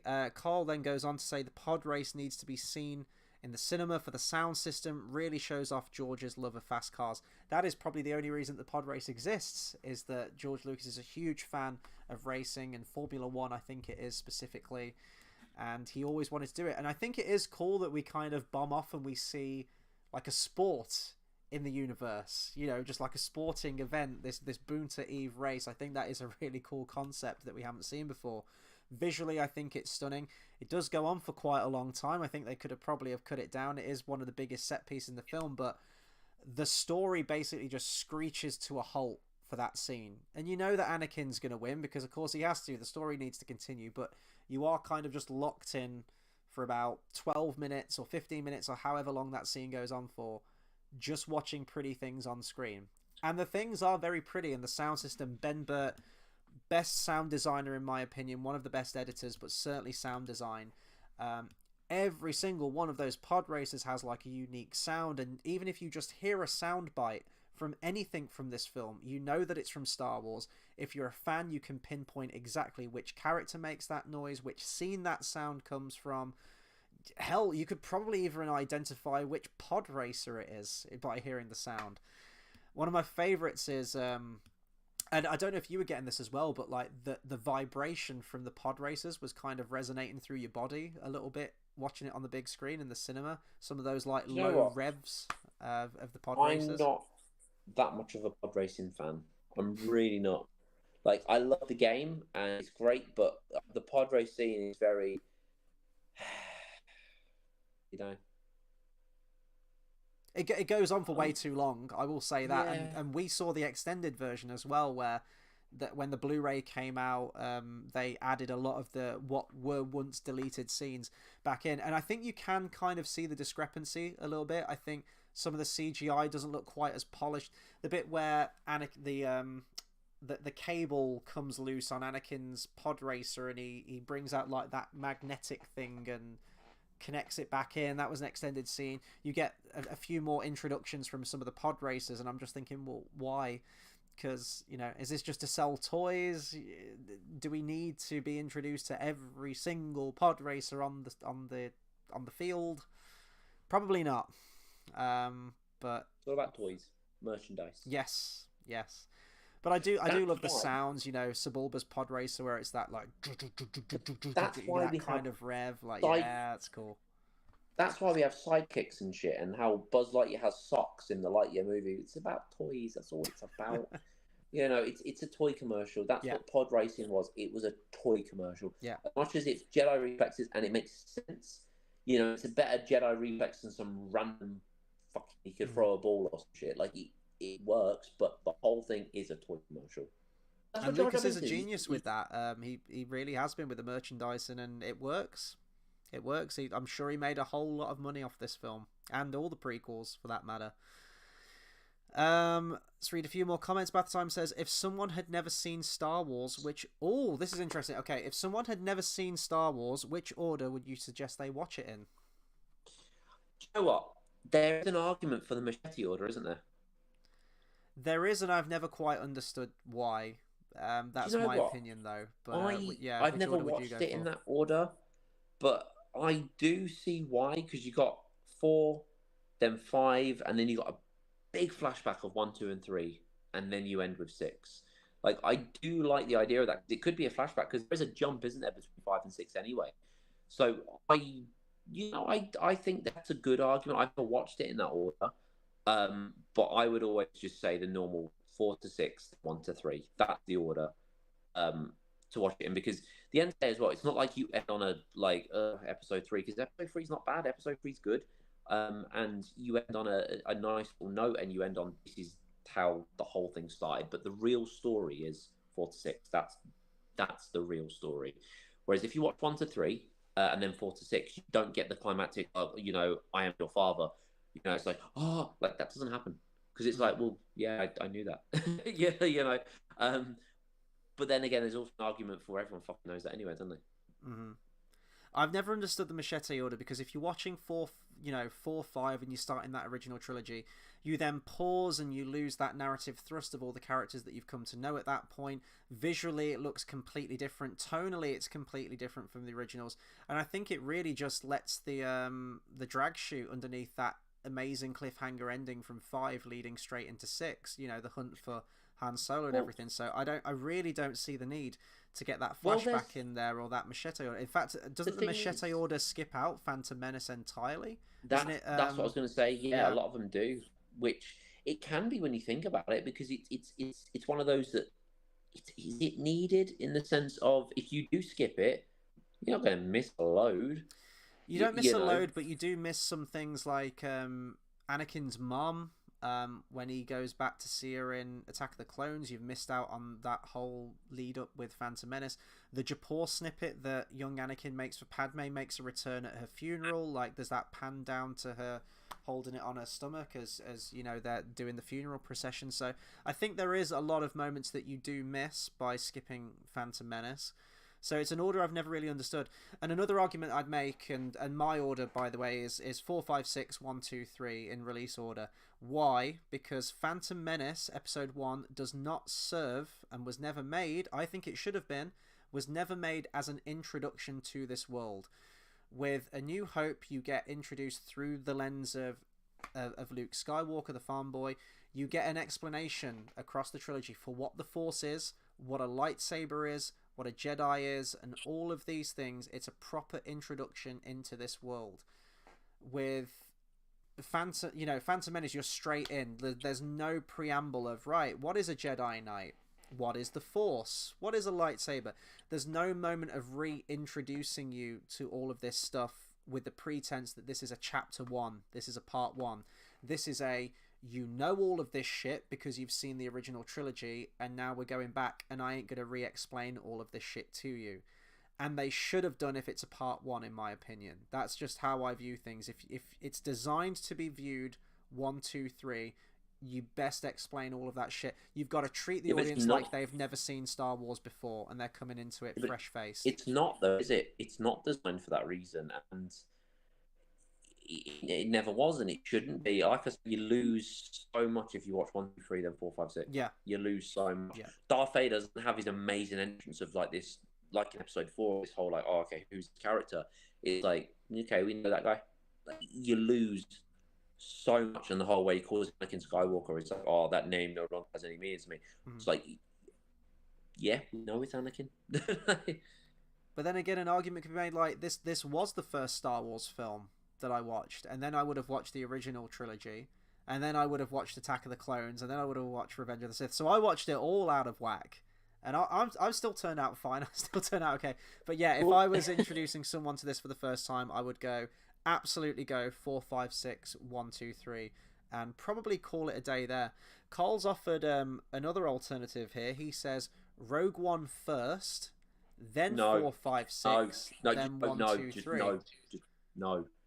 I think it would be pretty random starting with Rogue One, because, you know, you'll get introduced to all these characters and they all just fucking die, and it kind of spoils the Death Star, and you've got CGI Tarkin in there, and one thing I will say about Rogue One is, you know, there's one thing it does right, is if you were to take Rogue One, like the DVD case, and throw it in the trash, it shows you the kind of shit you should be putting in that basket. So, you know, like Rogue One shit. Like, just there are a lot of things that break continuity with the original trilogy with that film that kind of piss me off as well. Like the Vader scene, it's a cool scene. Yeah, the music in that bit where he's charging down the corridor, everyone lost their minds at that. I lost my minds at that when I went to see it for the first time, and the second time, and the third time, all the way up to the 6th time. I fucking love that ending scene and the intensity of it. But we see Vader fighting like that, like a man in his prime, to then get to right afterwards in A New Hope, where he's awkwardly swinging a lightsaber around like he's never held one before. And I know that was a limitation of 1977, I get it, but when you're hot off the heels of him just annihilating a whole corridor full of people to get to that, doesn't really work. The fact that he sees Princess Leia's Tantive 4 flying off, and he stood out like almost in space watching it fly away. And then minutes after, Leia's like, I don't know what you're talking about. I'm on a diplomatic mission. Whatever she says. You are part of the Rebel Alliance and a traitor. Take her away. It's like, one thing. Bitch, don't even try lying. I literally saw your ship fly away. You're not fooling anyone now. So yeah, a lot of that doesn't really make any sense. I did like that though, like the whole how it literally stops where New Hope starts. I thought that was cool. What's the main character's name? The girls? Jin Erso. Yeah, she should have been played by Jenna Ortega. That's just my opinion. Like, it Sure, would have why made it a not? better movie. Let's get her in there. Bath Time says they should replace R2D2 and 3PO with Mark and Jez from Peep Show. Always thought they were similar. Toby Houston says it is also highly ironic that The Force Awakens tried to fix what the prequels got wrong, but nearly 10 years later after that trilogy, it's the prequels that everybody came to appreciate. Yeah, and you get some sequel defenders going, oh, everyone hated the prequels, and over time people have come to love those. In time people will love the sequels, and yeah, next year it'll be 10-year anniversary of The Force Awakens. And that now people have had a complete 180 on that film and are saying, like the failed potential of it and everything it did wrong, and there's countless video essays. So yeah, the legacy, to quote Luke Skywalker from The Last Jedi, the legacy, well, of these films will be hypocrisy, hubris, and failure. Wait, hang on a minute. 10 years since The Force Awakens. Yep, it's insane, isn't it? Yeah. Do you know what? That's weird, because I remember when Force Awakens came out and me and you were at HMV. We were working together, we were talking about that. Was 10 years. Yep. Nah, I don't like that. December of next year, so that's still a little not bit okay. longer. That's not any better. Yeah, like a year and a half. No, that's not okay. That's not any better. I know. It's scary, man. Fair, it's really scary. One of the things that you spoke about, which you made a good point of, you didn't like how C-3PO was made by Anakin. Yeah, I really don't like that. To me, it just makes the universe really small. It's like, oh, of course, all of these characters that we know have to have some affiliation with each other. I really like R2-D2's introduction in this film, though, by the way, how he gets that really heroic moment, that all the astromech droids are sort of like called to action. You get that really intense burst of music. You've got Rick Olay, who's just expositioning everywhere. Shield generator's been hit. He's just saying everything that's happening. I don't know if you agree, but R2-D2 always has a bit of I know he doesn't have a facial expression because he doesn't have a face, but like he does, and he always has a sinister kind of, like, where obviously other droids get blown off, where he looks at the camera, gives the kind of look of just like, yeah, I'm the only one left. Like that creepy kind of, like, he's a bit sinister. Like, I feel like he would, I don't know, if R2-D2 was behind the whole thing, I wouldn't be surprised. I always thought there was a smugness to R2-D2 in everything that he did, like a little bit of like, yeah, I got this. I'm the coolest. I can do everything. I just don't like the fact of, and I get you've got to have 3PO in there, and I get the whole conceit that these two are that sort of like the travelers throughout the entire thing, and they've mapped the entire story out from the beginning, and I like that, but I just don't like the fact that Anakin is the one that builds 3PO. It just really shrinks this universe down to me. And you could have brought 3PO into this film in any number of ways. Like, he didn't have to have been made by Anakin. But now it's just weird when you get to A New Hope and 3PO goes like, oh, thank the Maker. I'm like, oh, yeah, the Maker's Darth Vader. It's interesting. Yeah, and they get their memories wiped in 3. Yeah. Well, R2 doesn't. R2 doesn't. 3PO does. Oh, yeah, it was, wasn't it? Yeah. So R2 still remembers everything by the time he knows everything. He just doesn't. He's just there. Bath Time says, I always wonder which twist is more impactful, Anakin's turn or who Luke's dad is. I would say, if you can watch the original trilogy in a vacuum, absolutely Luke's dad. Which Homer Simpson ruined for everyone. Which Homer Simpson ruined for everyone, didn't he? Yeah, he did, yeah. I don't know, because I think with Anakin, you get that initial vibe from, at least when you get to Attack of the Clones, like, he's kind of a bad egg from the beginning of that film, and he's torn his hormonal and questioning, and I mean, he wipes out an entire village of not just the men, but the women and the children too, so already he's kind of like Darth Vader already in that second film, as far as I'm concerned. Yeah. Bath Time says maybe start with 4, and when Obi-Wan starts talking about Anakin, watch 1, 2, and 3. So you've got to pause episode 4 midway through to watch the prequel trilogy to then come back and watch that. I don't know.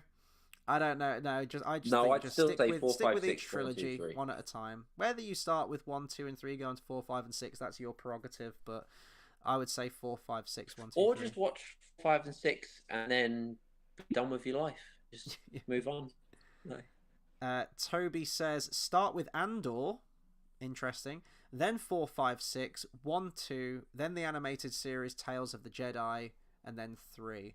That's the core of the Star Wars story. Everything else kind of feels like fan fiction, sometimes exceptionally well made fan fiction, but fan fiction nonetheless. That's one, that's a little bit complicated, and two, if you start with Andor, you'll not want to watch the rest of the series. It's not a very good. I mean, I've never watched it. I don't know, but it's not a very good representation of anything made by Disney. Bath Time says the best Star Wars fan fiction is that Han Solo song. No, do you know what the best Star Wars movie is though? Hands down, the Christmas special. Oh, the Star Wars the holiday special. Yeah, with Chewbacca's family and. Have you seen it?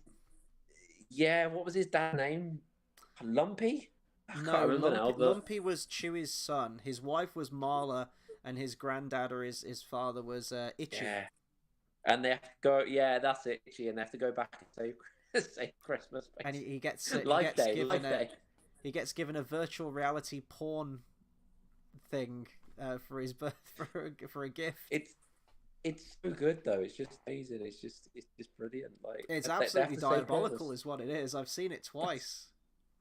That's why it's amazing. I'm never getting those hours back. At least you can go, I've played a month's worth of my life playing Kingdom Hearts, and that's fulfilling. You know, you love Kingdom Hearts. That's great. I've watched 4 hours. How long is that holiday special? It feels like an eternity. I watched it twice. It's not that long, is it? I don't know. Let me have a look.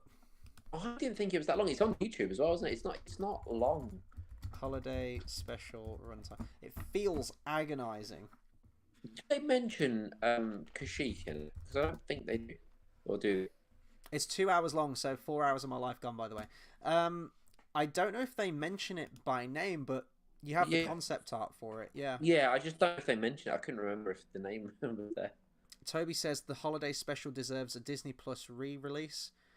Oh, it does. It does. Somehow it's less cringy than the Obi-Wan show. Hey, I agree with you on that. It is. It is less cringy. And it's less damaging to the Star Wars legacy, the canon, if you will. Bath Time says, what's the worst Star Wars media made? Ooh. Episode 8. It's a toss-up between Kenobi and Episode 8, but I think just in terms of tarnishing the legacy of the original trilogy. Well, to me, the damage was done from The Force Awakens. You know, there are some things. I ain't going to give Rian Johnson a pat on the back for everything. Quite far from it. But, you know, people saying that, oh, Luke's cut himself off from the Force, he's not a hero and everything. Well, that was kind of done with The Force Awakens. A lot of the problems with The Last Jedi and the sequel trilogy in general, it was fucked from the start. You took Han Solo, who was a war hero, he was a war general, and you stripped him back down, you made him a deadbeat dad, you made him divorced from Leia, and you make him a smuggler again. So you reset the character and just diminish his entire character journey. Princess Leia is just... she's just a general now, I guess. Okay, fine, but she doesn't really advance from there across the trilogy. Luke has abandoned all of his ideals and is a completely different person. Quoted in Force Awakens, has vanished, has gone into hiding. All we learn in The Force Awakens is that one of his apprentices turned against him and he turned his back on everything. He left everyone to die. He's abandoned his sister, and his sister is desperate to find him. And we get told all of that. So Rian Johnson making Luke be cut off from the Force so he wasn't aware of Han Solo dying or all of these systems being wiped out makes sense to me. But it's how it's handled, so I would agree. I would say The Last Jedi is probably the most damning thing, but I would say it was fucked from the start with The Force Awakens. So Leia flies through space. Yeah. And it was, yeah. I mean, the thing is, she died before the movie came out, didn't she, Carrie Fisher? Yeah, she did. Yeah, she filmed everything for it, but yeah, she died. Yeah, but she died In before it was released, December. and I remember watching it thinking, "Are they going to do some death scene? Like what, not like big death scene, but they're going to do something where they kind of edit and be like, oh, she's died." And when she flies through space, I remember there thinking, "What are they going to do with this? Like, is this really what's going to happen?" But yeah, that was a terrible time. They had a way out with that as well, like Kylo Ren blowing the bridge up and her flying out into space. Like that was a big moment. They could have ended it there. That could have been a really like succinct way of writing her out of the story.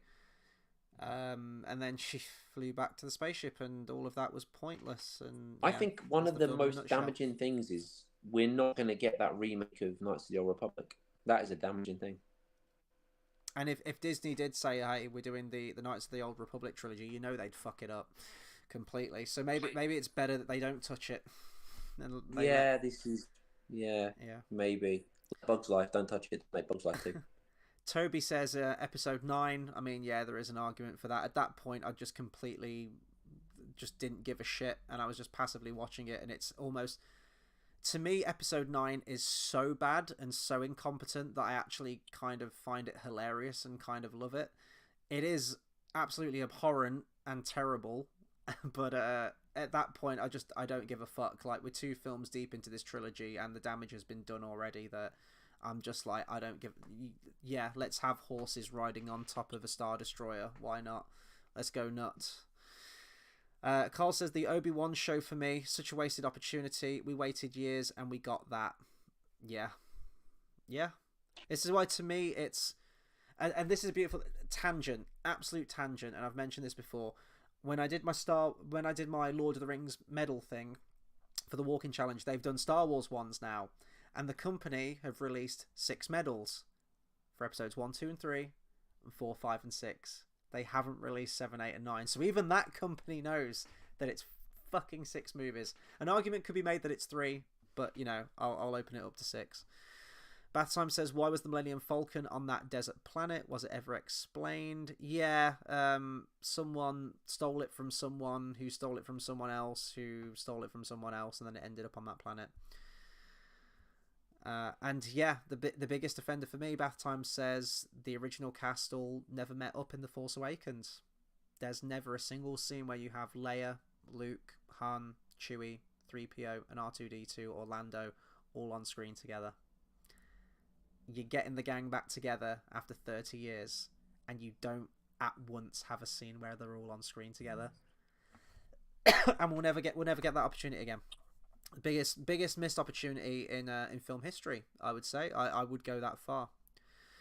Toby says Clone Wars movie is also terrible. Clone Wars series, on the other hand, sometimes excellent. It's mostly miss for me with occasional hits, very very occasional hits.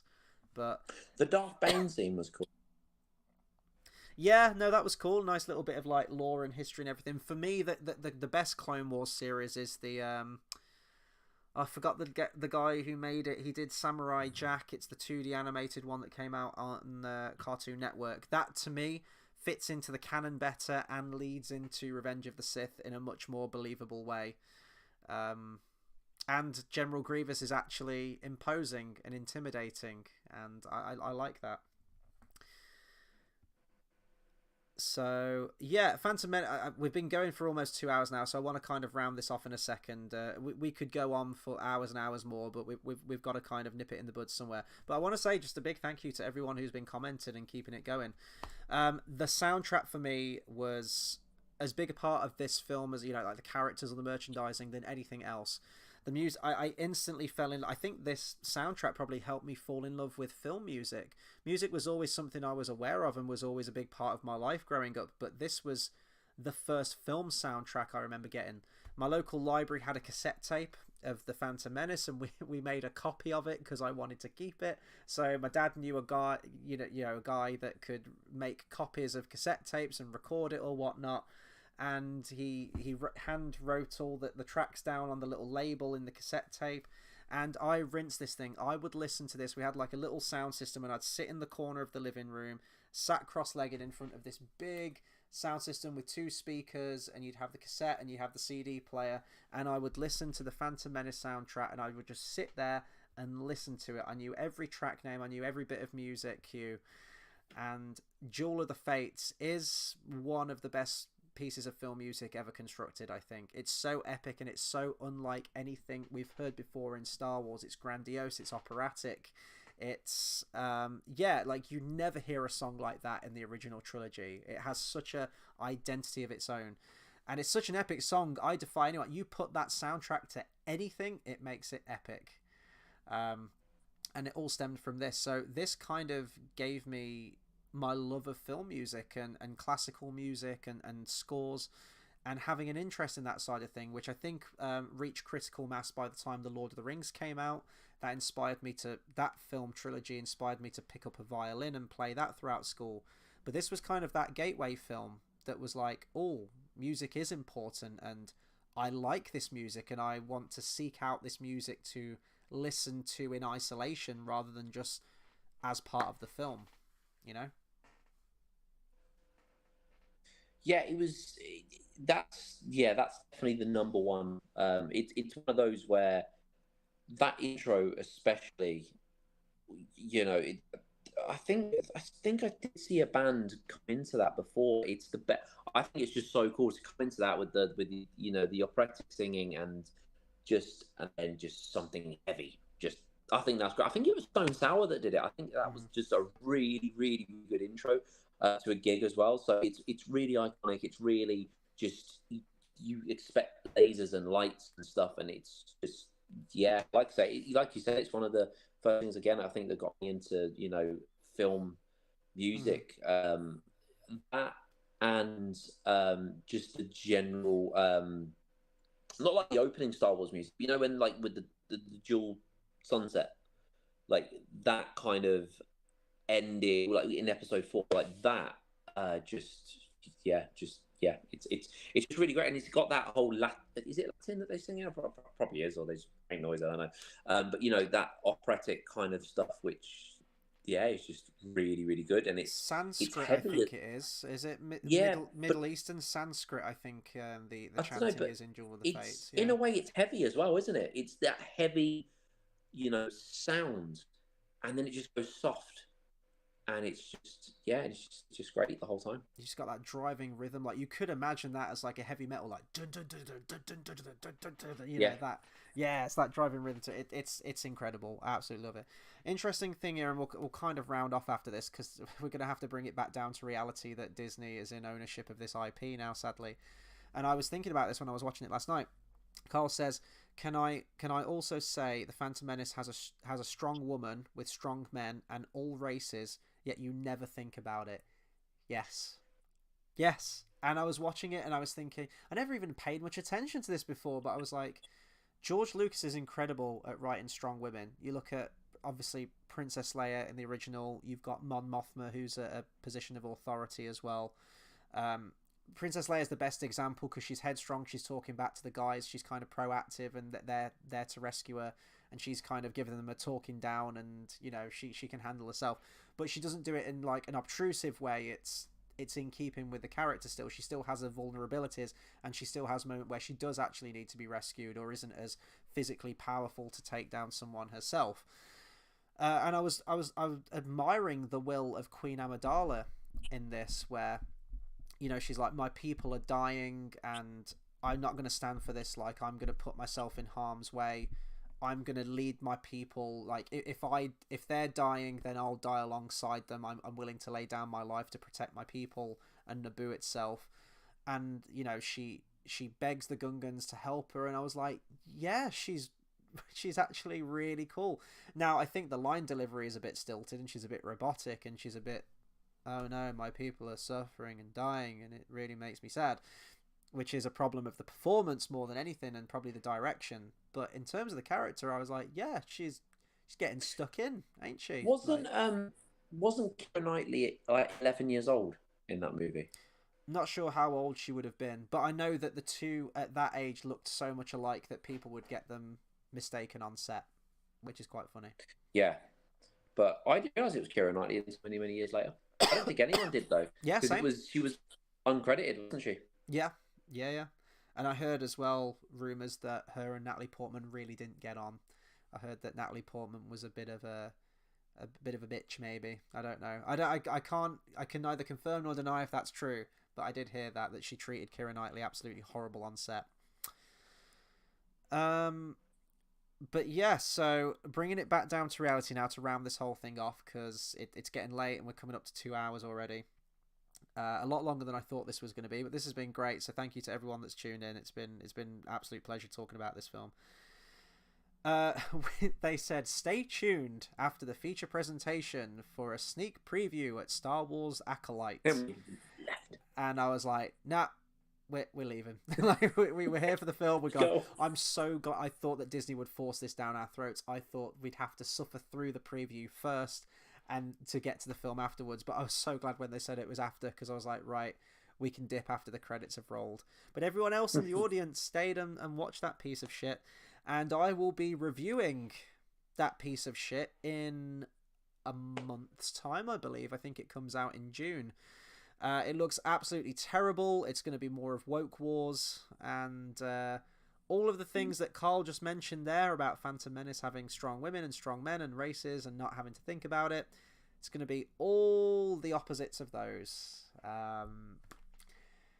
Made by Harvey Weinstein's personal assistant as well. It's funny how things work. Do you know what out, how people get jobs, you know one thing I don't like about Harvey Weinstein? That his last name sounds like Epstein, and I just always think of Jeffrey Epstein every time. It just does. I'm sorry, but that's an unfortunate name. Yeah, no, yeah. So Star Wars Acolytes happening is going to be a thing, hot off the heels of fantastic things like The Mandalorian and Book of Boba Fett and Kenobi. We've got another one. So, you know, going from the highest highs of reminiscing about the positives and negatives of Phantom Menace to something that's just going to cause me physical pain by watching another terrible Star Wars show. Oh yeah, Ahsoka. That was another bad one, wasn't it? Christ, I forgot about that. Toby says he's talking about the 2003 Cartoon Network series. He said, it's great, I agree. Good to geek out and revisit these deeply treasured cultural milestones. Yeah, and, you know, after doing this tonight, I would love to do another Star Wars shooting the shit, whether we have a topic or not. I think it'd be good to have a topic, or even if I'm just on my own or whatever, just talking about Star Wars. I think it'd be good to just remember what was good and fond memories, because, you know, we've been talking for 2 hours, but there's way more to say. There's more memories on the video games. We could do a stream on that or whatever. Remember what was good? Animaniacs, that was good. Yes. So essentially, to nip it in the bud, 25 years on, Phantom Menace, I still think it holds up. And you know what? It's not the best Star Wars film. It has a lot of problems in terms of the writing and the pacing. Jar Jar Binks. We haven't even talked about Jar Jar Binks, but I think everyone said everything they can on Jar Jar Binks. But this film will always have a special place in my heart. I think it's the best looking of the prequels. I think there's a lot of good stuff in the prequels that often gets overlooked, which thankfully more people are coming around to now. There are some hidden gems in there: sound design, music, character design, conceptual design, ideas which might not come to fruition through certain direction, but they're there nonetheless. And this was an incredibly impactful film for me. And watching this 25 years on, it did make me reflect on a lot of things, like how fortunate I was as a kid with the things that were bought for me. Just having those memories with friends and, you know, playing lightsaber fights on the playground at school, being brought into this world and being introduced to Star Wars for this and the look of the characters. So I owe this film a lot to my formative years. Crucial, in fact. And it was 25 years on. A lot has changed in my life, and new responsibilities and things, but it was still there yesterday. For 2 hours to help me feel a little bit better about things and to escape in a world into a galaxy far, far away for 2 hours. And for that, and Qui-Gon Jinn's lightsaber was the first lightsaber I ever owned. You said it was your favourite design as well, I think. Yeah, didn't you? Because of that. It's that it was the first one I ever had. That's why. When you look at it, obviously there are better designs and stuff, but like that, yeah, it was the basic, the button, you press it, done. Like, it was the most basic design, wasn't it, out of all of them? It was just like the tube and the You press the button, boop, done. Like it, but it was yeah, it was the first one I ever had. So yeah, it's always going to be my favorite, and I always prefer the green lightsabers over any of the others, like over the blue. You know, I mean, the purple's the best, but you know. I love how that came about. Samuel Jackson was just Yeah. like, I want a purple one. And George Lucas was like, yeah, but they're green and blue. And he's like, I want a purple one. He's like, okay. I know. To be fair, that's what I would have as well. If I had a lightsaber, it would be purple because purple's my favorite color. But if we're talking like blue and green, green is superior, I think. There you go. Let's end on that question with everyone in the comments. If you're still watching, sound off. What color lightsaber would you have given the chance? That's also one thing. You know how the sequels really heavily emphasized Anakin's lightsaber and Luke was using that? I hated that. It's like, but he has his own, and it's green, and it's cool, and it's better. You know, and the other thing I hate about the sequels as well, just I'll only mention one other thing I hate, is how Rey has a yellow lightsaber. I hated that because in Knights of the Old Republic, what's her name? I can't remember her name, but you know the one I'm talking about, the chick that has the yellow one. And I thought that was cool. It was cool to see other colors here and there, and hers was yellow, and it looked really cool. But then Rey had it, and I was like, this is just shit. Now, what have you done this for? Wasn't it something in the canon that the yellow ones were reserved for the Jedi Temple guards, like the security? I don't know if they had white lightsabers or if they had yellow ones, but I thought the color was like exclusive to a certain I don't know group. I don't know, but one other color I liked is, in the Force Unleashed in that game, you could get a black one. I thought that was cool. I was like, okay, we got a black lightsaber going on. I like this. It was like the dark saber, yeah. Yeah, that was. I remember where you find it as well in the Death Star, right at the. I think is it the Death Star that you're in? I don't know. Yeah, you go in the Death Star. It's right at the top of one of the fucking fans. I remember exactly the spot that it's in. It was so cool. I was like, yes, it's a fucking black lightsaber. Let's go. Toby says, yay, Akashite. Disney strikes again, never realizing that they became the Empire in this struggle. And here we still are. So yeah, I'll be doing reviews on those. I'll probably be joined by JX for those. I would expect. He's very valuable insight into the Star Wars expanded universe. Like, he knows his shit. And me and him greatly disagree on a lot of things. We agree on a lot of things, and we disagree heavily on a lot of things. For example, The Last Jedi is his second favorite Star Wars film, and we've had endless debate and continue to have endless debate. Why? But it makes the conversations really interesting nonetheless. So I think me and him will be on the Acolyte week to week. I've asked him that question many times, and he would give you an answer. Is his favorite one Rogue One, which is the Star Wars movie? Empire is his favorite. Do you know, I don't understand that, because your favorite is a good movie, and then your second favorite is like the what? Like, I've argued this. At least I'd understand it to an extent if your favorite was like Rogue One. It's like, okay, clearly you're not right, but like your favorite is a good one. Like, yeah. I don't understand, but. Carl says, it does depress me. I have to wait for a new Star Wars film, and when it comes round, it stars Rey. Yeah, it just shows how out of touch Disney are with its fan base. The best course of action would be to cut their losses and distance themselves as much as physically possible from the sequel trilogy, put in Rey, Finn, Poe, and all of those other atrocious characters to the wayside, and moving on to a new era, either going far into the future, completely removed from all the Skywalker stuff and Palpatines and whatnot, or going all the way into the past and doing Old Republic stuff. But no, they double down, and Kathleen Kennedy gives us a Rey movie, which no one fucking asked for at all. And she'll get the character arc that Luke should have got. She will have rebuilt the Jedi Order. She'll be teaching. She'll be amazing. She'll be the coolest, bestest teacher ever, with a wonderful legacy of students. And it's like, we could have had this with Luke, but we can't have any. But he's a male. Strong, capable men in this role. No, we've got to give all of Luke's exploits to Rey. Oh boy. Toby says, color lightsaber. Mine would be the same shade of Sith as Jar Jar.